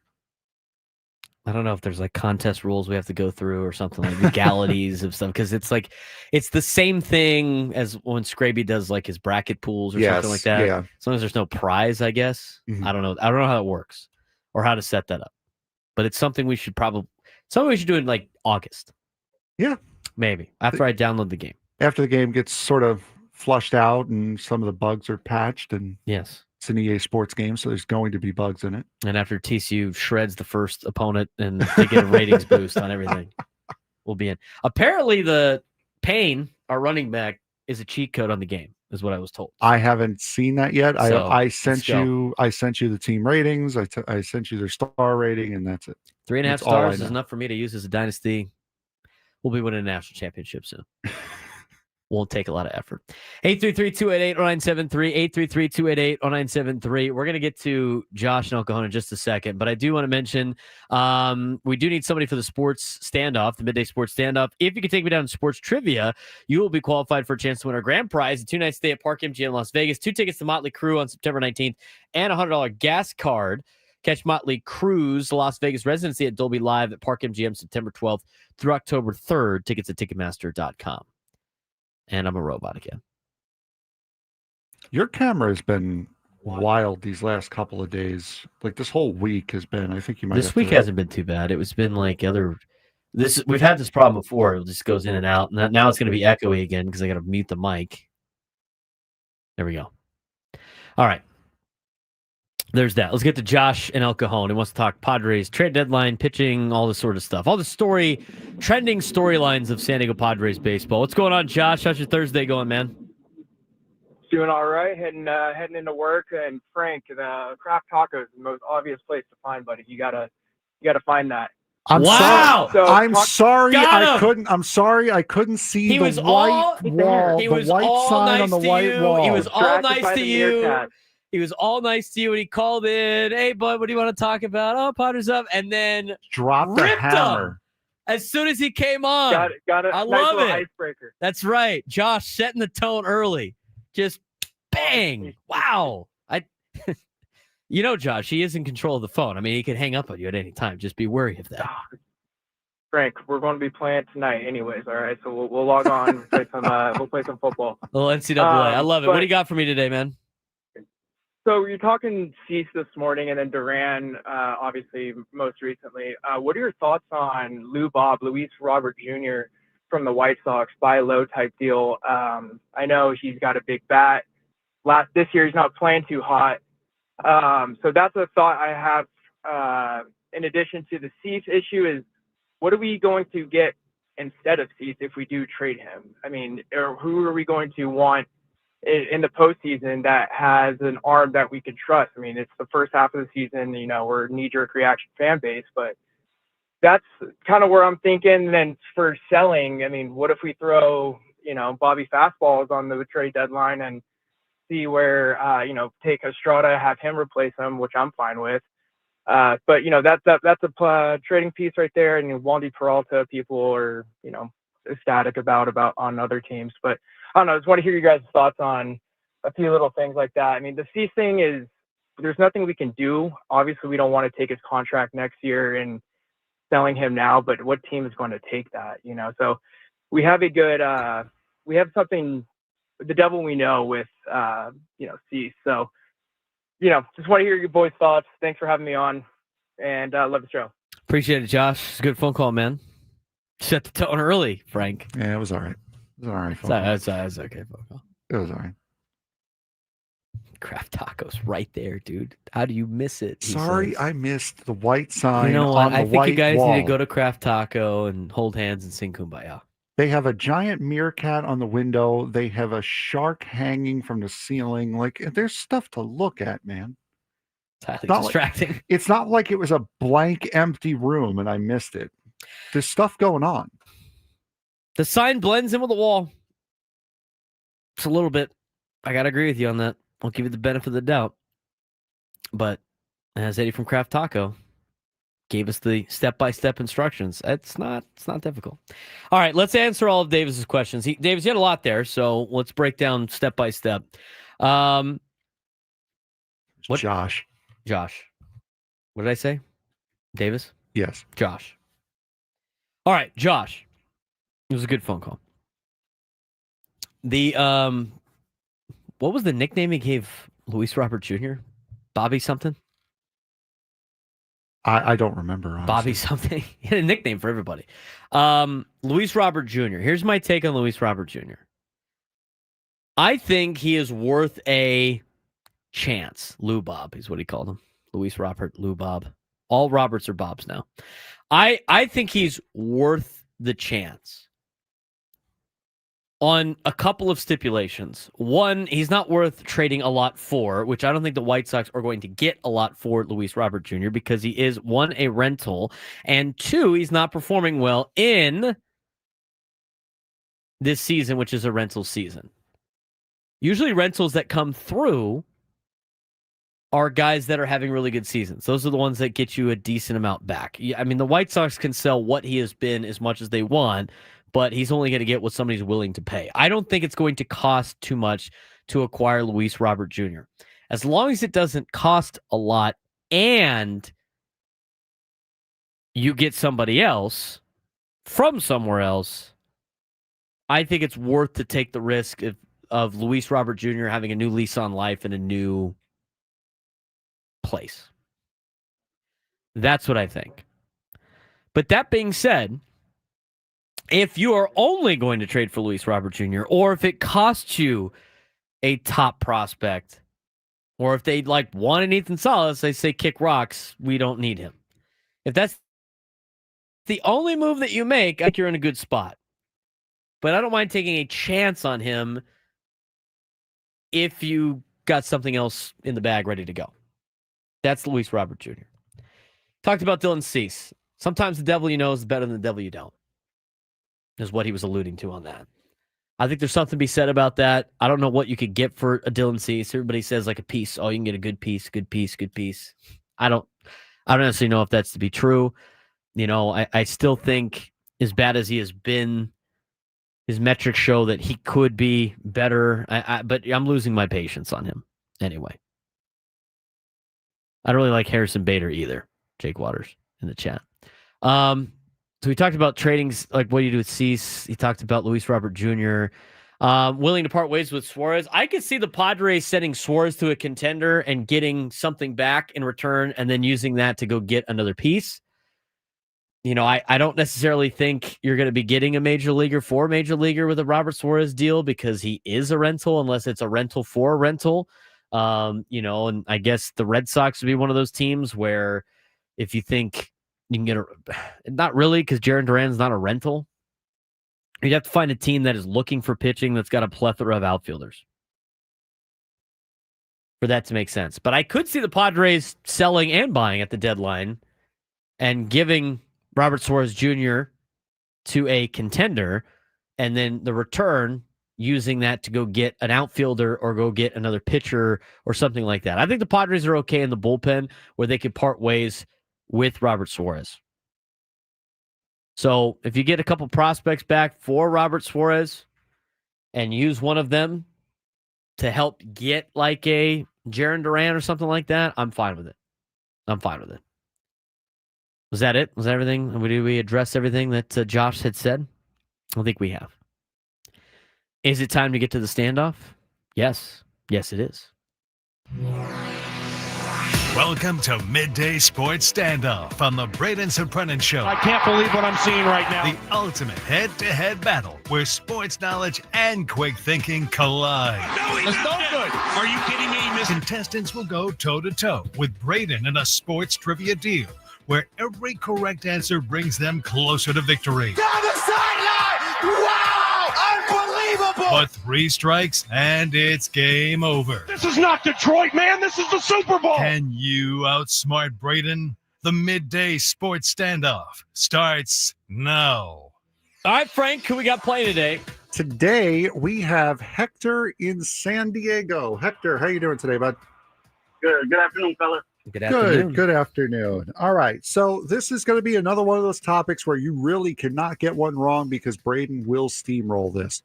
In honor of College Football 26 coming out today, we are going to ask you the 9 teams that will be in the Mountain West Conference next year. So after the conference realignment takes place. So San Diego State is not going to be an answer. Boise State will not be an answer. Also, UC Davis and Grand Canyon will be in the Mountain West Conference next year, but because they do not have a football program, they will not be answers. All right? I'm good. Okay. So you have the first shot. Well, Mountain West, I'm going to just say Hawaii. Hawaii is correct. They will be in the Mountain West Conference next year.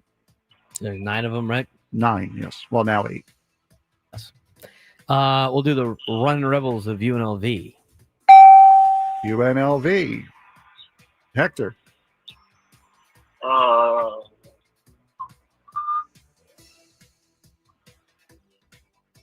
I'm bad at college football, so I'm just pass. Go ahead, Braden. Go ahead. A lot of the teams are going to be the same. There are only a couple of different ones. The Wyoming Cowboys. Yes, Wyoming. Yeah, I haven't paid attention to the Mountain West for a while. Well, think of who San Diego State plays in basketball. Maybe that'll help you out. Yeah. Okay, basketball. You said Wyoming Cowboys. The Air Force. No, is it Air Force in the play? Air Force is. They decided not to leave. Braden. I'll go with the. I think that might be the lone California school in this conference, San Jose State. All right, Braden, you're leading 3-2 here. Hector, you do have a strike on you. Who does it? Gonzaga? Is this Gonzaga? Oh, no, because they don't got a football team. I was thinking about They're going to be in the Pac-12. Yeah, Braden. I'm going to go with the UTEP Miners. Pick them. They will be added. Yep, that is a new team that will be added. That's one of the two new teams that will be added. Hector, got to get this one. Colorado State, maybe? Or no? No, unfortunately not. Colorado State is in right now, but they will not be next year. They are moving to the Pac-12 as well. So we have said San Jose State. We have said There Air are Force. 3 left. We have said Wyoming. We've said Hawaii. We've said UTEP. We've said UNLV. Yes. The 3 teams left would be the Nevada Wolfpack. It would be the New Mexico Lobos. And when you think of mountains and you think of the West, think of only one school. Of course. There's only one team I could think of. There's only one team that would absolutely make the most sense in the Mountain West Conference, Frank. Exactly. That'd be Northern Illinois. So dumb. Go Huskies. Northern Illinois being the Mountain West might be the dumbest thing I've ever heard. What city are they in? That one. The one in Illinois? Yeah, that one in Illinois. It's around there somewhere. DeKalb County, Illinois. Northern Illinois. Are they in Chicago? Hold on. Northern Illinois University is in DeKalb County, Illinois. Maps. Because this show is so good at maps. Yeah, I know. We're DeKalb, Illinois. It's outside of Chicago. Yeah, DeKalb, Illinois. Okay. Is the Mountain West claiming that's like a Chicago product? Probably. Do the people of Chicago watch Northern Illinois football? Probably. Oh, of course they do. If the people of Chicago watch Northern Illinois football, then definitely the people of Dallas watch TCU football. The city was named after decorated Franconian French war hero Johann de Kalb, who died during the American Revolution. The more you know. You now know that. We're a highly informative show. Yes, we are. The Braden Surprenant Show. Nothing of anything you would ever need to know, but... And we're really bad at geography. I don't want to say we. I want to say maybe somebody else. I'm not bad at geography. I'm just a little dumb sometimes. Let's be frank. Fun facts with Frank. There you go. Thank you, Go Aztecs. Northern Illinois. I mean, what a conference. Northern Illinois, UNLV, Nevada, UTEP, Hawaii, Wyoming, New Mexico, Air Force, San Jose State. What is Northern Illinois doing? Leaving the MAC is what they're doing. They're like, we're done with Tuesday nights. Thank you. We don't want to play on Tuesdays anymore. They are solely leaving the MAC. I don't get it. I don't get that move. I don't get that move from anybody. How far is a flight from DeKalb to San Jose State? San Jose State playing in the same conference as somebody outside of Chicago is dumb. Probably the same distance as a flight from USC to, I don't know, Wisconsin. Nebraska. That's the closest team outside the West Coast that they're to. Jesus. I mean, Northern Illinois is a solid program, but it's just like... Can we please just have regional conferences already?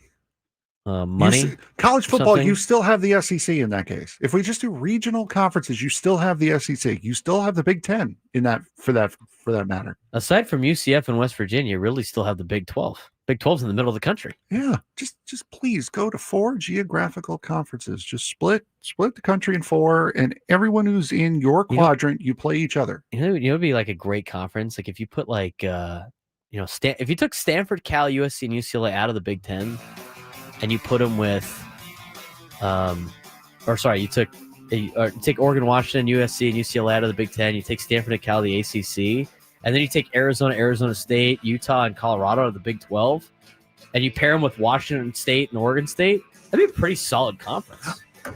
You call it the Pac-12. I think you could. The Pacific 12. That'd be great. Great idea, Braden. We'll market that. More to come. Braden Surprenant Show. Chris Ello here from Gwen and Chris, and when you listen to our show, you come for the sports, you stay for the banter. Hang out with us weekdays from 2 to 6 p.m. on 97.3 The Fan.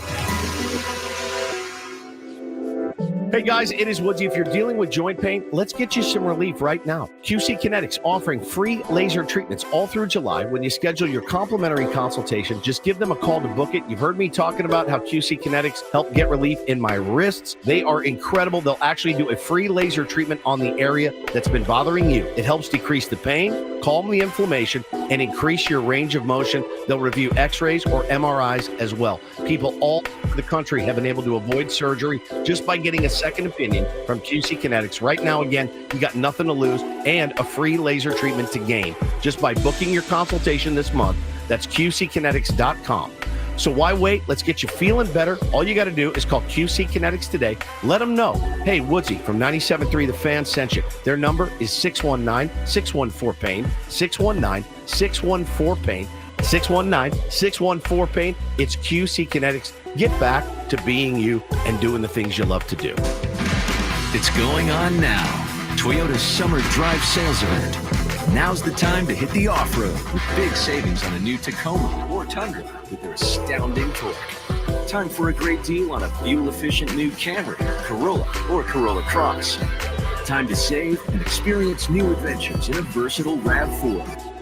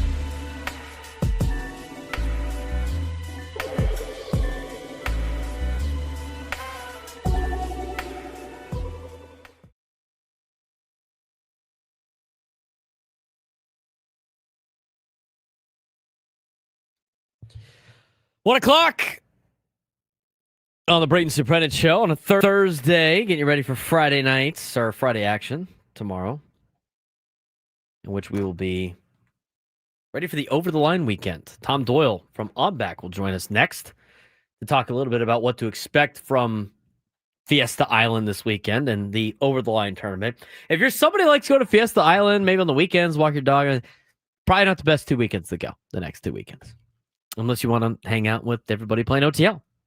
Be a busy time down in the Mission Bay. Hopefully we got great weather coming up this weekend too. Here in America's finest city. He's Frank Marchese. I'm Braden Surprenant. Earlier on the show, we had our interview with Jason Adam. It was a fun time talking with Jason yesterday. Just aired the interview in the noon hour. We are, or should I say we have it played, or have it posted on social media, or should I say on YouTube, and wherever you get your podcasts. If you haven't done so already, I have it now in the bottom of the link. You can follow us on social media at @B_SURP, at @B_SURP show, at FMarks with a Z 324. All on Twitter. You can also follow me on Instagram at @B_SURP and on TikTok by the same handle. And there's a link to subscribe to our channel. If you haven't done that, please go ahead and give us a shot. It'd be nice. Anyway, that's enough of the housekeeping. Let's talk a little bit about... Actually, I do want to mention, we USD finally put out the email on the press release. But we talked about it briefly. USD alumni Mike Brown being the new New York Knicks coach. I did see that, yes. Yes. You are I am Knicks fan. Regrettably, yes. He is a USD guy, Mike Brown. I totally forgot about that. He was named head coach of the NBA's most storied franchises, it says on USD's press release. The New York Knicks, back on July 7th, which is Monday. Brown, short story.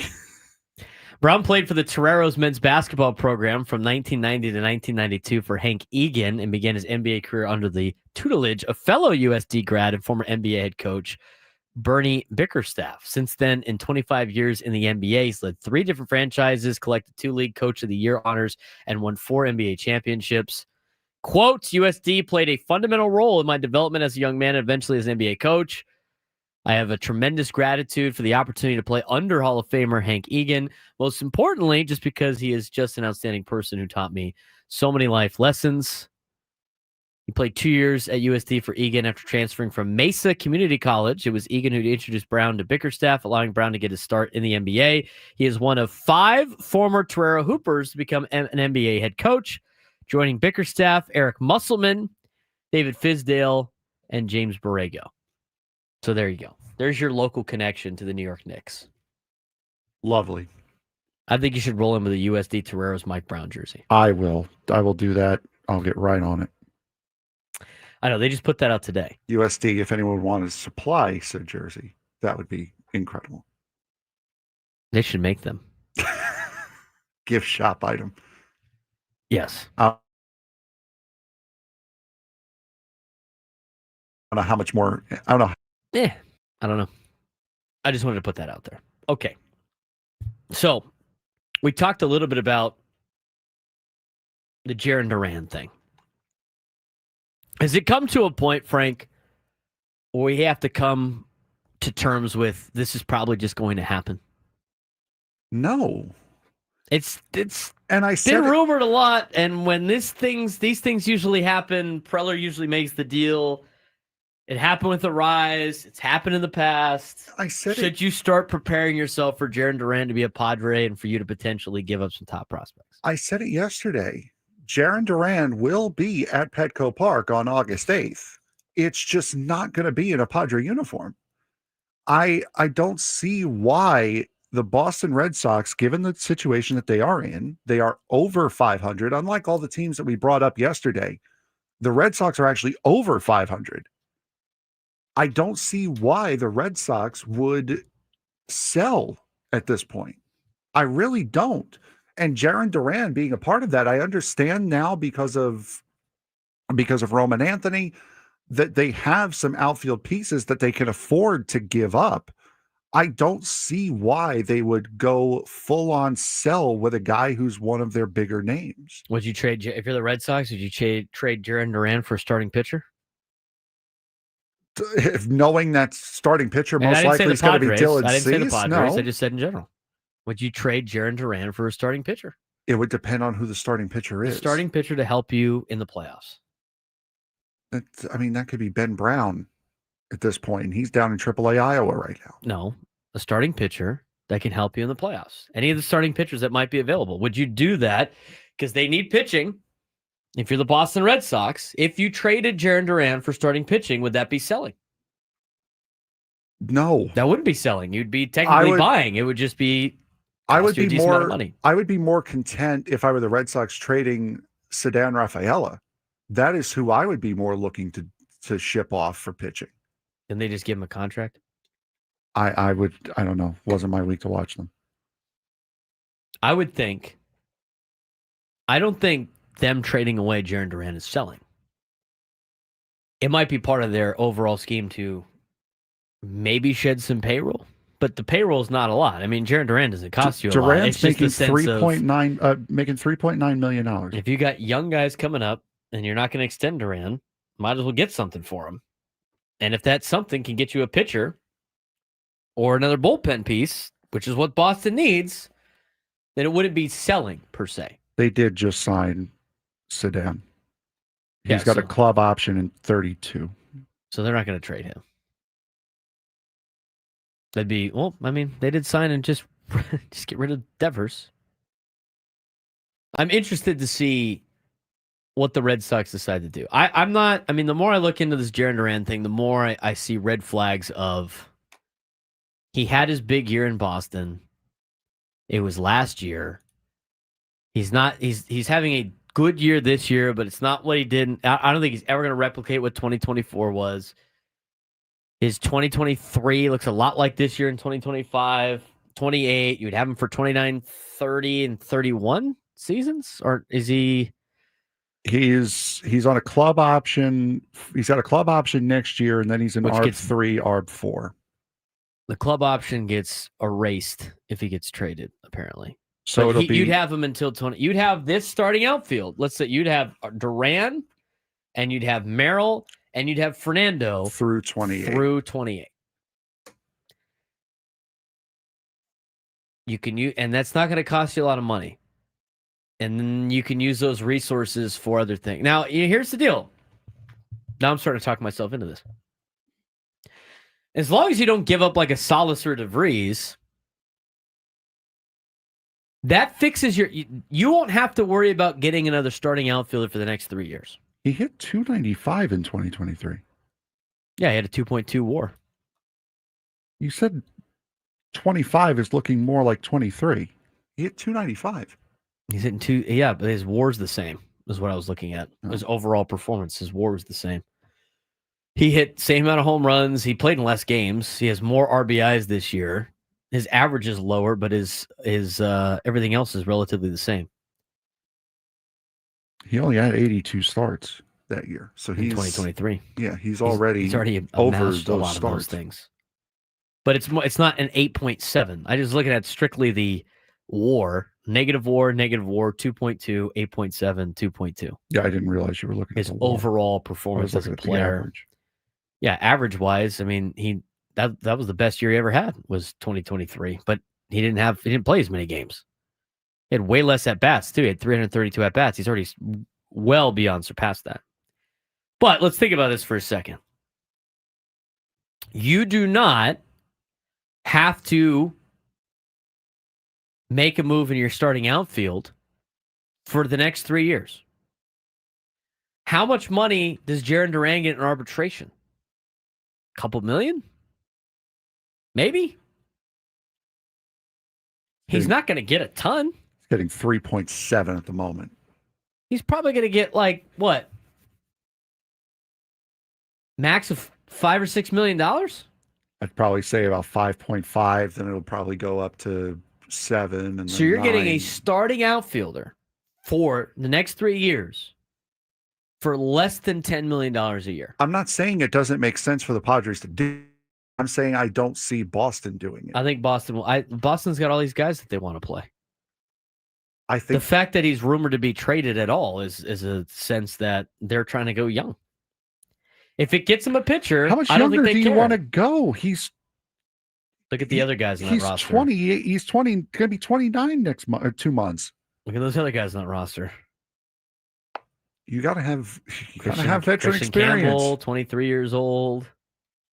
Christian Campbell's an infielder. I know. I'm just talking about just in general. They're overall players. They got these young guys coming up that they want to have a core with. He doesn't seem like he fits in the plans because he keeps getting brought up in trade rumors. But like I'm saying, I'm trying to convince myself that it's actually not that bad. If you're the Padres, you're giving him up, you would basically solidify your outfield for the next 3 years. He wouldn't cost you more than $10 million a year for the next 3 years. And then you can use the money to go actually spend on other things like starting pitching, which you might need, or bullpen help, or whatever, or a DH. Maybe by acquiring him and not having to worry about the outfield can bring back one of these starting pitchers, or should I say Michael King, or maybe it brings back a Rise for a 3-year deal. And honestly, it's starting to make a little bit more sense. Now, I think the expectations need to be set to a different level. If you trade for Jarren Duran and you give up an Ethan Salas, I think it's foolish. If you trade for Jarren Duran, you give up a Leo DeVries, I think it's foolish. If you trade a Jarren Duran and you get creative, like Jeff Passan said, in a 3-team trade in which you ship off Robert Suarez, I think that's pretty favorable if you're the San Diego Padres. Here's the expectations you have to set. Again, a lot of people are freaking out about what he's doing on the road and not playing at Fenway Park and maybe aging and stuff like that. That is still all better than what you currently have in left field. You get what you pay for. If he's getting less than $10 million a year, I mean, the going rate for a left fielder that's going to be better than that, way better than that, is going to be north of $10 million. You could survive with Jarren Duran in your everyday lineup for the next 3 years as a good runner, as a good defender, as a guy that can grind out at bats. Guy hits a lot of triples. I mean, he's a productive player that's not going to cost you a lot, and it's better than the players that are out there. What was Jerickson Profar's contract? Didn't he get overpaid? Let me see here. Hold on. He got paid something I didn't want the Padres to pay him at. Yeah, I did not see that. Profar's getting either. $36 million a year. $36 million total. So that would have been impressive. That would have been insane. It was a 3-year, $36 million contract. Is what it is now. His original contract was 3 years, $42 million. Yeah, it's 3 years, 42. He's getting 15 next year and 15 in 2027. Is Jarren Duran better than Jerickson Profar? Is 29, 30, and 31-year-old Jarren Duran better than an older Jerickson Profar? With or without the potential AIDS of the steroids? Yes. No steroid usage. I turned into a robot again. Now I'm back. I'm just saying, like, you want a Jerickson Profar level player. Jarren Duran's probably better than Profar at this stage in his career. Profar's 32.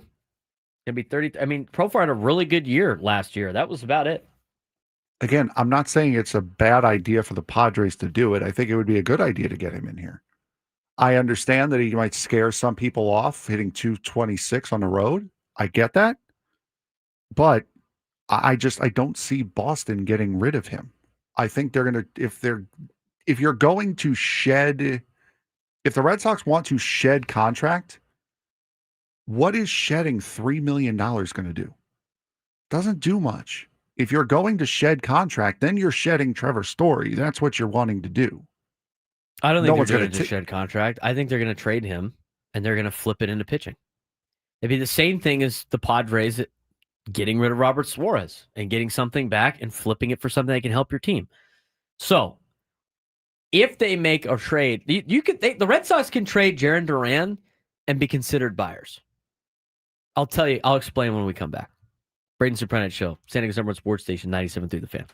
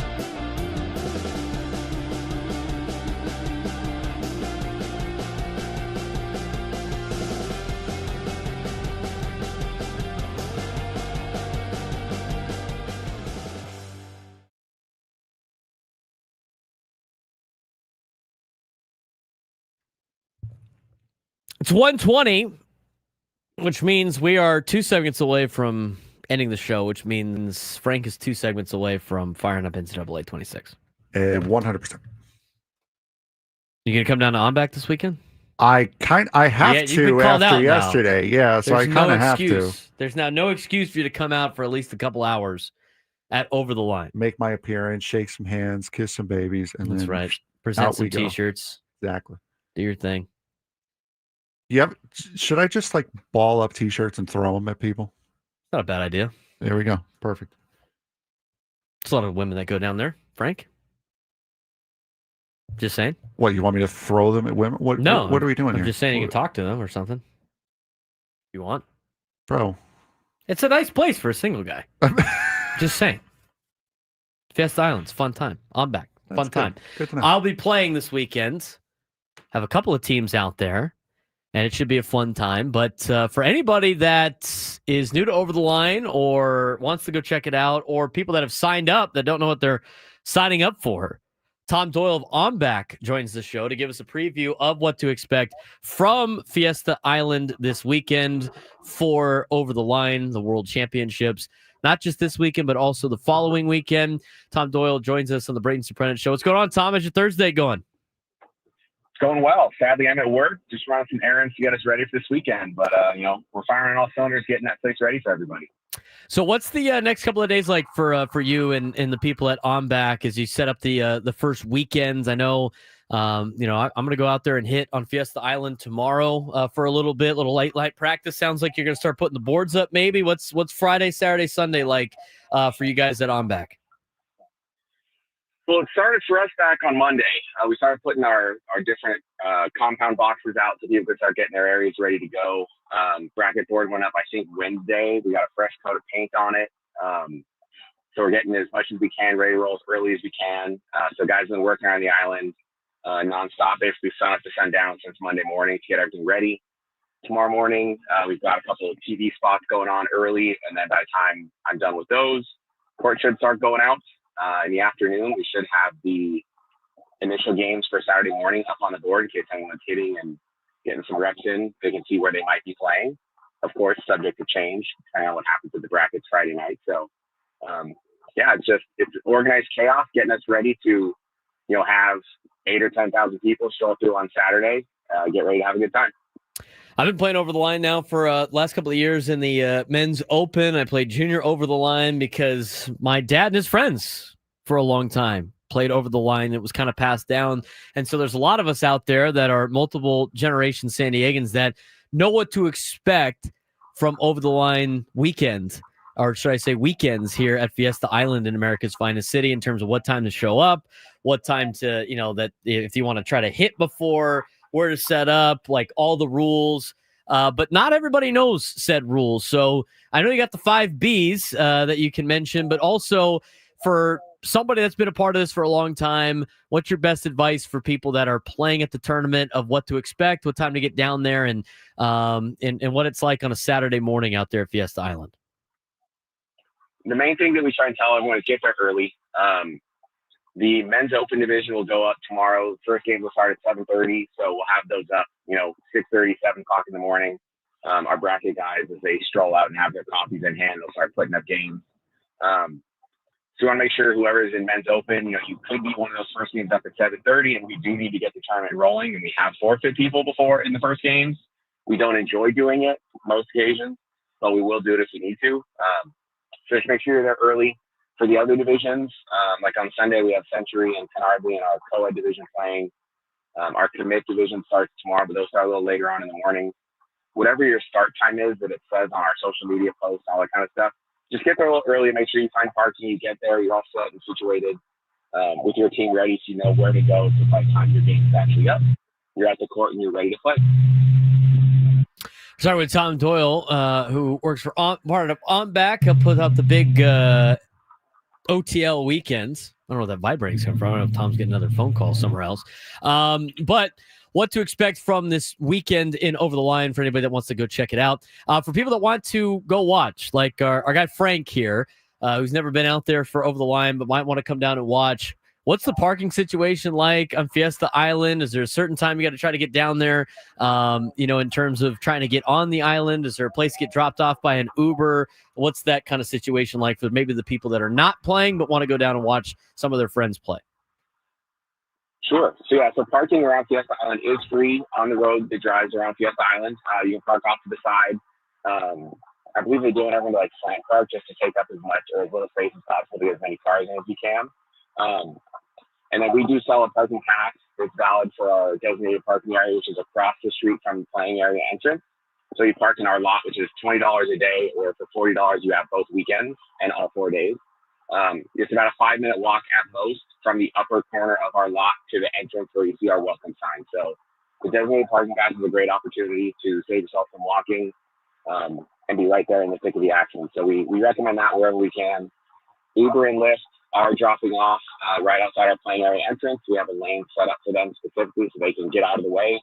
So all the other people trying to get on the park or leave the island can still keep that flow of traffic moving. Unfortunately, we don't do the buses from different spots around town anymore. That's a little too pricey, so we had to cut back on that. But Uber, Lyft, you can drive down. If you're adventurous, ride your bike, but you gotta lock it up outside the playing area. Walk if you're nearby. There's many ways you can get there. As long as you get there, that's what we're worried about. A couple other things for you, Tom, as we get ready for this Over the Line weekend coming up on Saturday and Sunday. A lot of people that go out there, obviously, it's just one of the rare occasions you can actually drink on the beach. It's an open carry kind of afternoon, but at the same time, there's a lot of vendors and stuff out there. What are some of the highlights that you might be able to see at Fiesta Island aside from just the great sport itself? Yeah, so it's an adventure in itself as well. We like to say that the Over the Line is the World Championship Tournament is about the spectacle and the sport. The sport we know we're going to have on the court, we'll have 50 courts going, games going, as long as we can into the day to make sure people see the great sport that was created right here in San Diego. And then there's the spectacle. We have a handful of bars and restaurants, different groups from around town. We set up compounds to have their guests that are part of their organizations come in, get out of the sun for a while, so set up big tents and stuff like that. Silver Fox is a huge supporter of ours. The local is a huge supporter. We have the Friendly Sons of St. Patrick who are doing another tent this year. Some gentlemen's clubs have been supporters of the club in recent years, and they're setting up tents as well. So they'll be out there as well, for people to see, and I'm sure they'll have to go to their locations afterwards. It's a good time. You can bring your own alcohol down. No glasses allowed. So make sure if you do bring something down, no glass bottles. We do have areas that we're selling as well. We have food and drinks, alcoholic and non-alcoholic for sale. So when you walk on the island, you'll see you buy tokens from us, and you exchange those at different stands. Whether you want to buy a cheeseburger or an dog from Grant's Grill or Big Al's award-winning Paradise Cafe, or if you want to go into Flipp's Hub right there in the middle of all the action and buy yourself some drinks while you're watching some Over the Line around you. All of those will have tokens available to purchase, and you can turn those tokens in.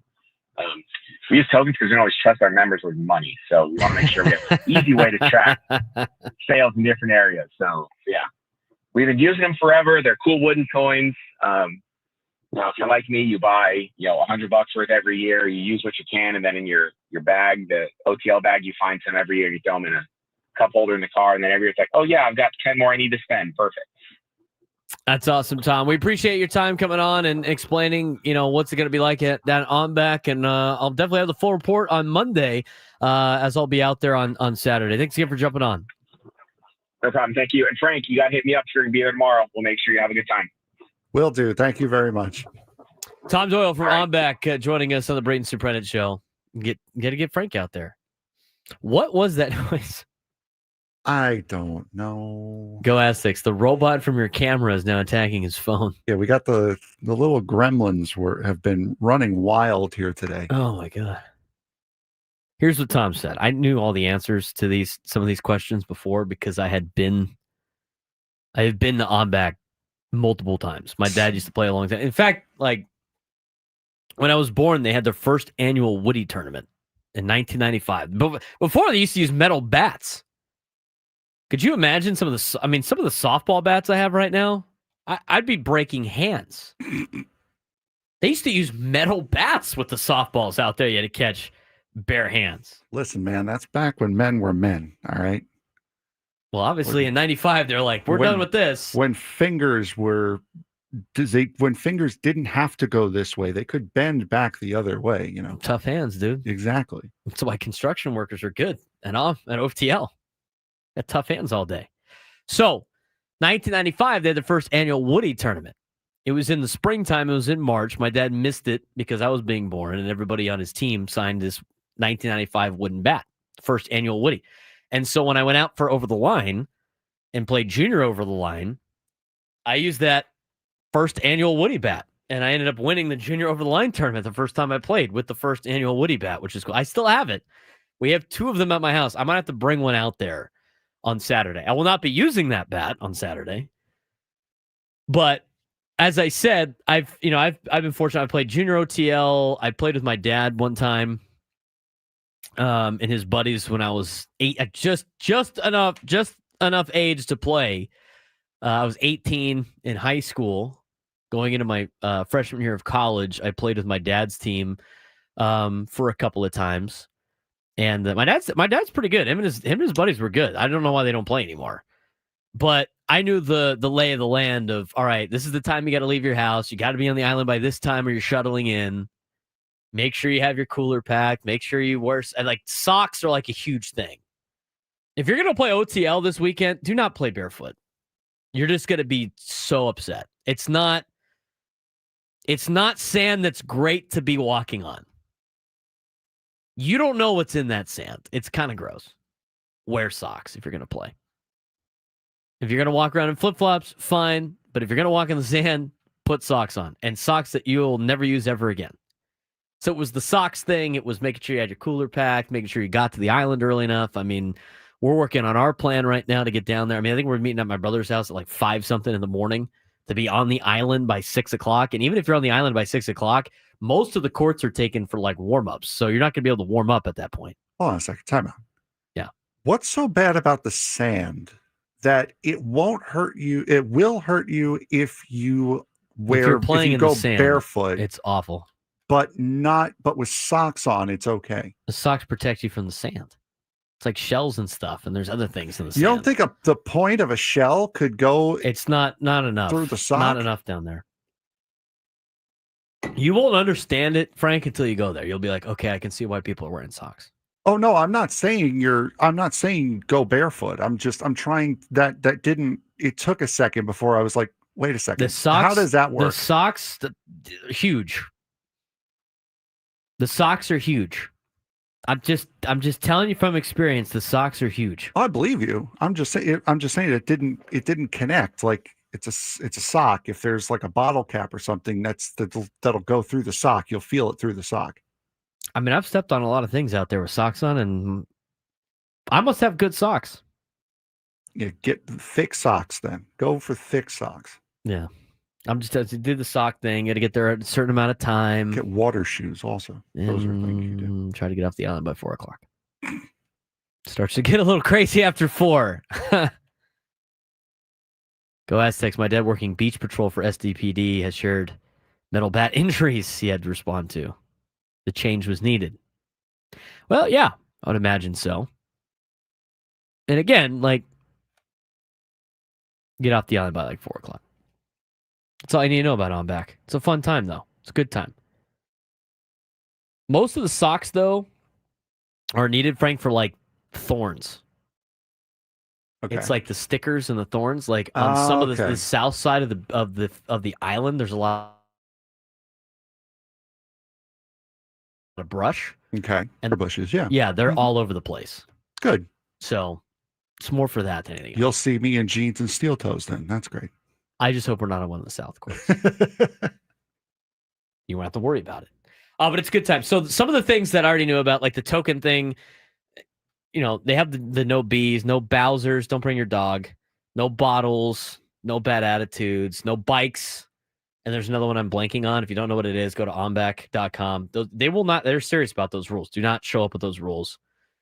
No dumb blank questions. Do not ask them stupid questions. They will not respond nicely. This is a no-nonsense place. You ask them, what court am I on? And they're just going to look at you like, I have no idea, dude. Yeah, that one I understand. No dumb bleep questions. Know before you go. Yeah, understand the context. And if you're going to buy something at some of these places, get the tokens. As Tom said, you can use those. You can buy food and drink and stuff at the place. Again, I highly encourage you getting the parking pass if it's available, because trying to get on the island with no parking sucks. That's why I'm getting there super early. And that's why I already bought 2 parking passes for that particular reason. Because if you get on the island a little bit too late, that is a long haul with your cooler and all your stuff to the island, or should I say around the island, to get to the groove, to get to the, and it's a pain in the ass. Some have to learn. Anyway. But yes, you can drink on the beach in this particular day. Please drink responsibly. Don't act a fool. I do have one story about OTL. We'll talk about it when we come back and get back to this Jaron Duran conversation and finish the show. Braden Surprenant Show, Segments on Sports Station 97 The Fan.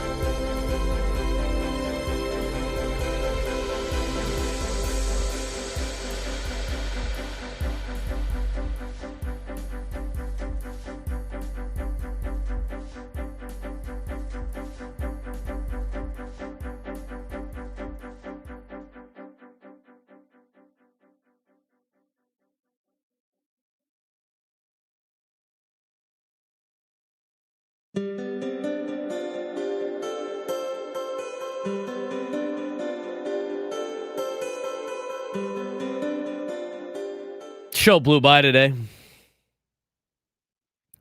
So I was at Over the Line. I think it was the year I filled in on my dad's team when I was 18. I'm going to tell you that it's not as, I mean, it used to be crazy over the line. As you can imagine, with people being able to bring their own alcohol and being on a beach all day and hitting softballs. You could imagine, Frank, how that could get, I don't know, kind of crazy.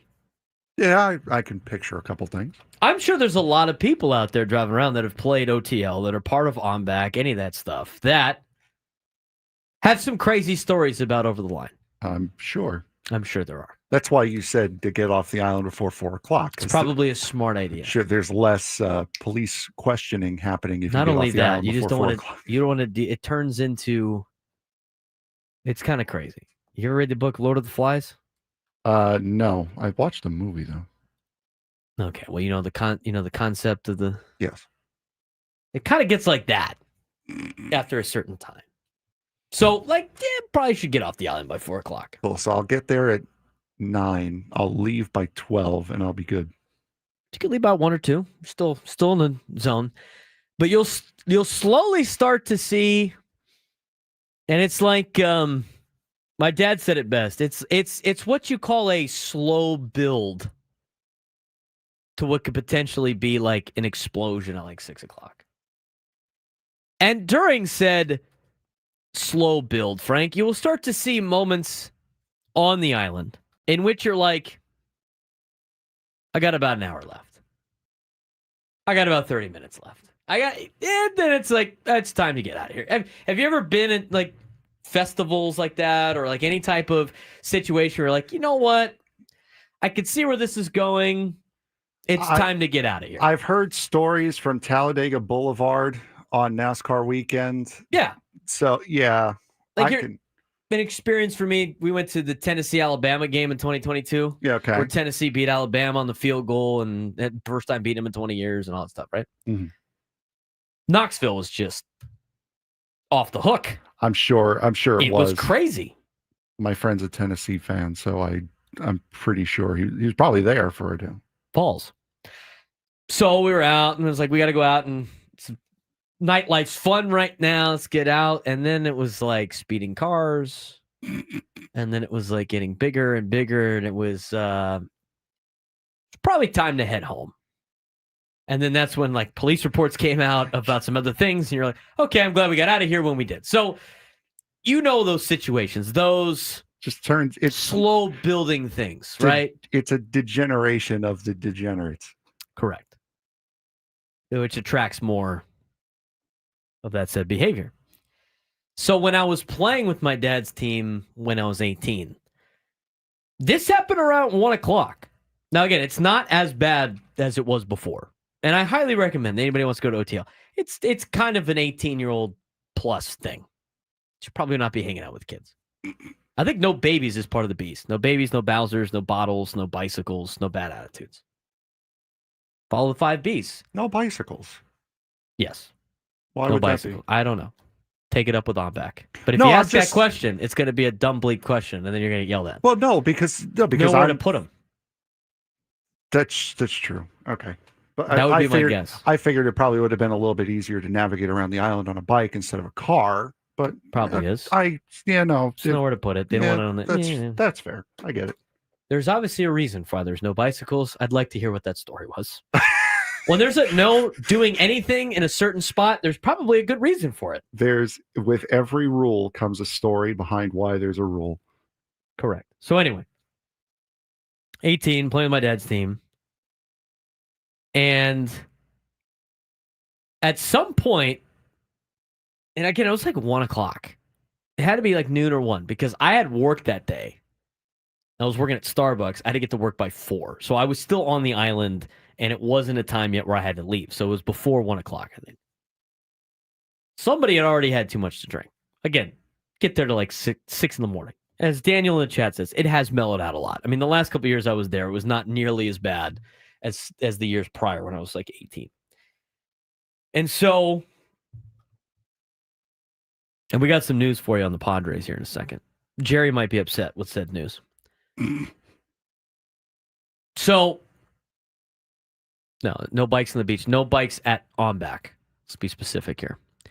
So this guy's had too much to drink, and you could tell he's stumbling, but he's walking through the middle of all the courts. So if you get to like, you'll understand this more when you get there. Like you walk down, there's like a main street, and then they have, courts 1 through 25 on your right, and then courts 26 through 50 on your left, and then there's even other courts on the far end, and they have over like 100 courts out there.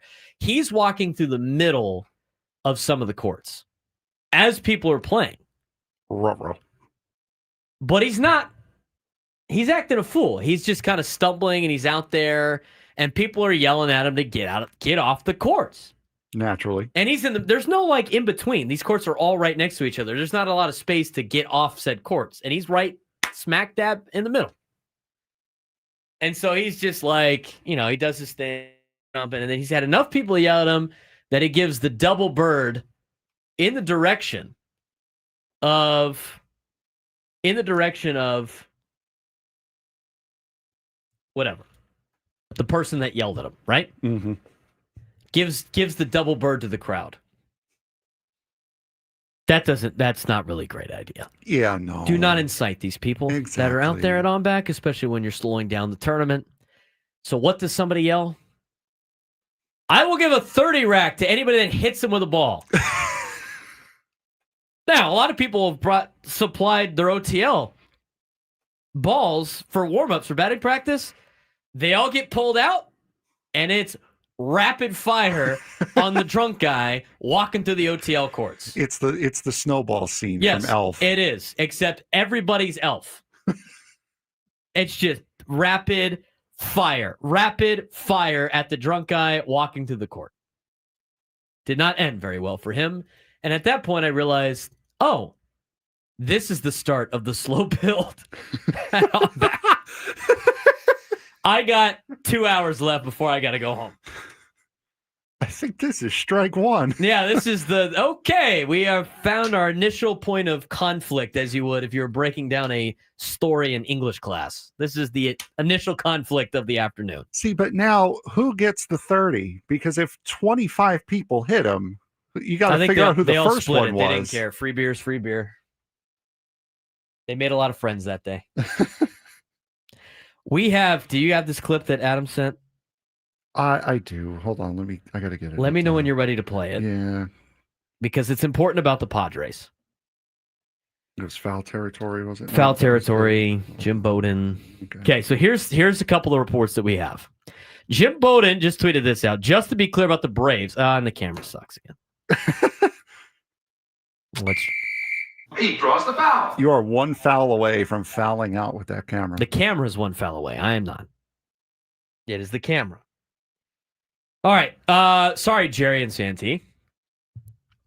Just to be clear, the Braves have no interest or plans to trade Ronald Acuna Jr., nor will they even consider offers for him, according to multiple GMs who have inquired after some various media reports. Listen, no means yes in some capacity, I'm sure.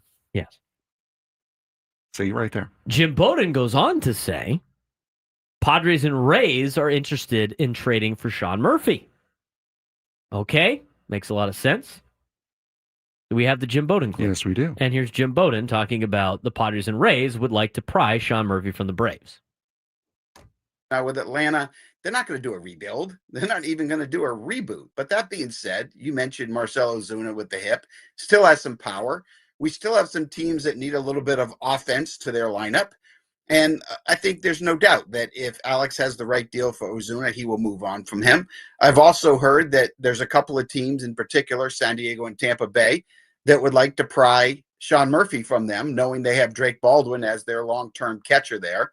So I think there's a possibility that they could go. But if Atlanta does anything, it will probably be Ozuna, Murphy, or something small. But all the rumors about Acuna and Albies and Riley and some of these other bizarre, Chris Sale name I've heard as well, I'm not getting that impression from the Atlanta Braves at all. So I think it's small tweaking at the very most at the deadline for Atlanta.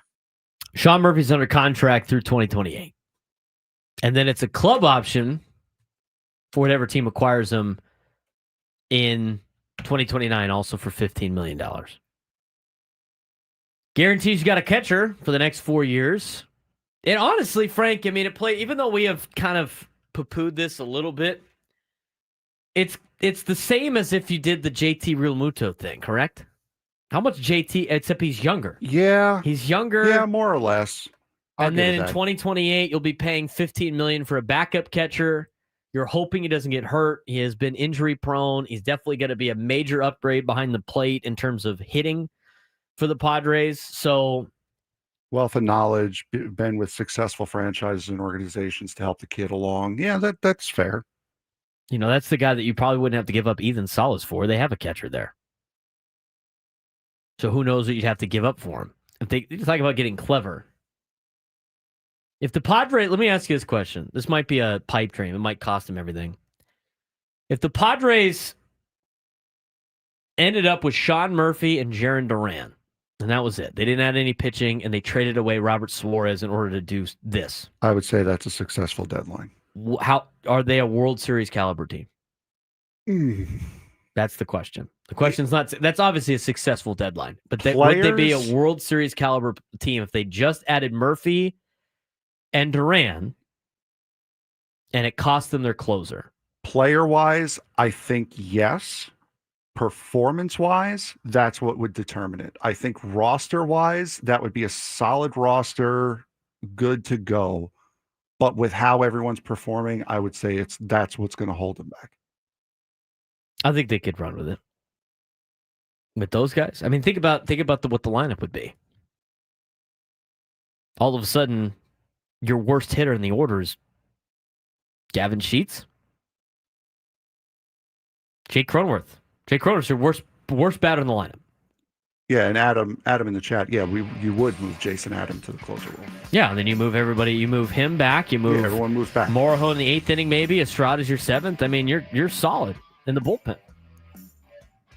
Not a bad idea. Maybe that's what they're cooking. These are decisions that could be made at the deadline. All of a sudden, we can talk more about that tomorrow.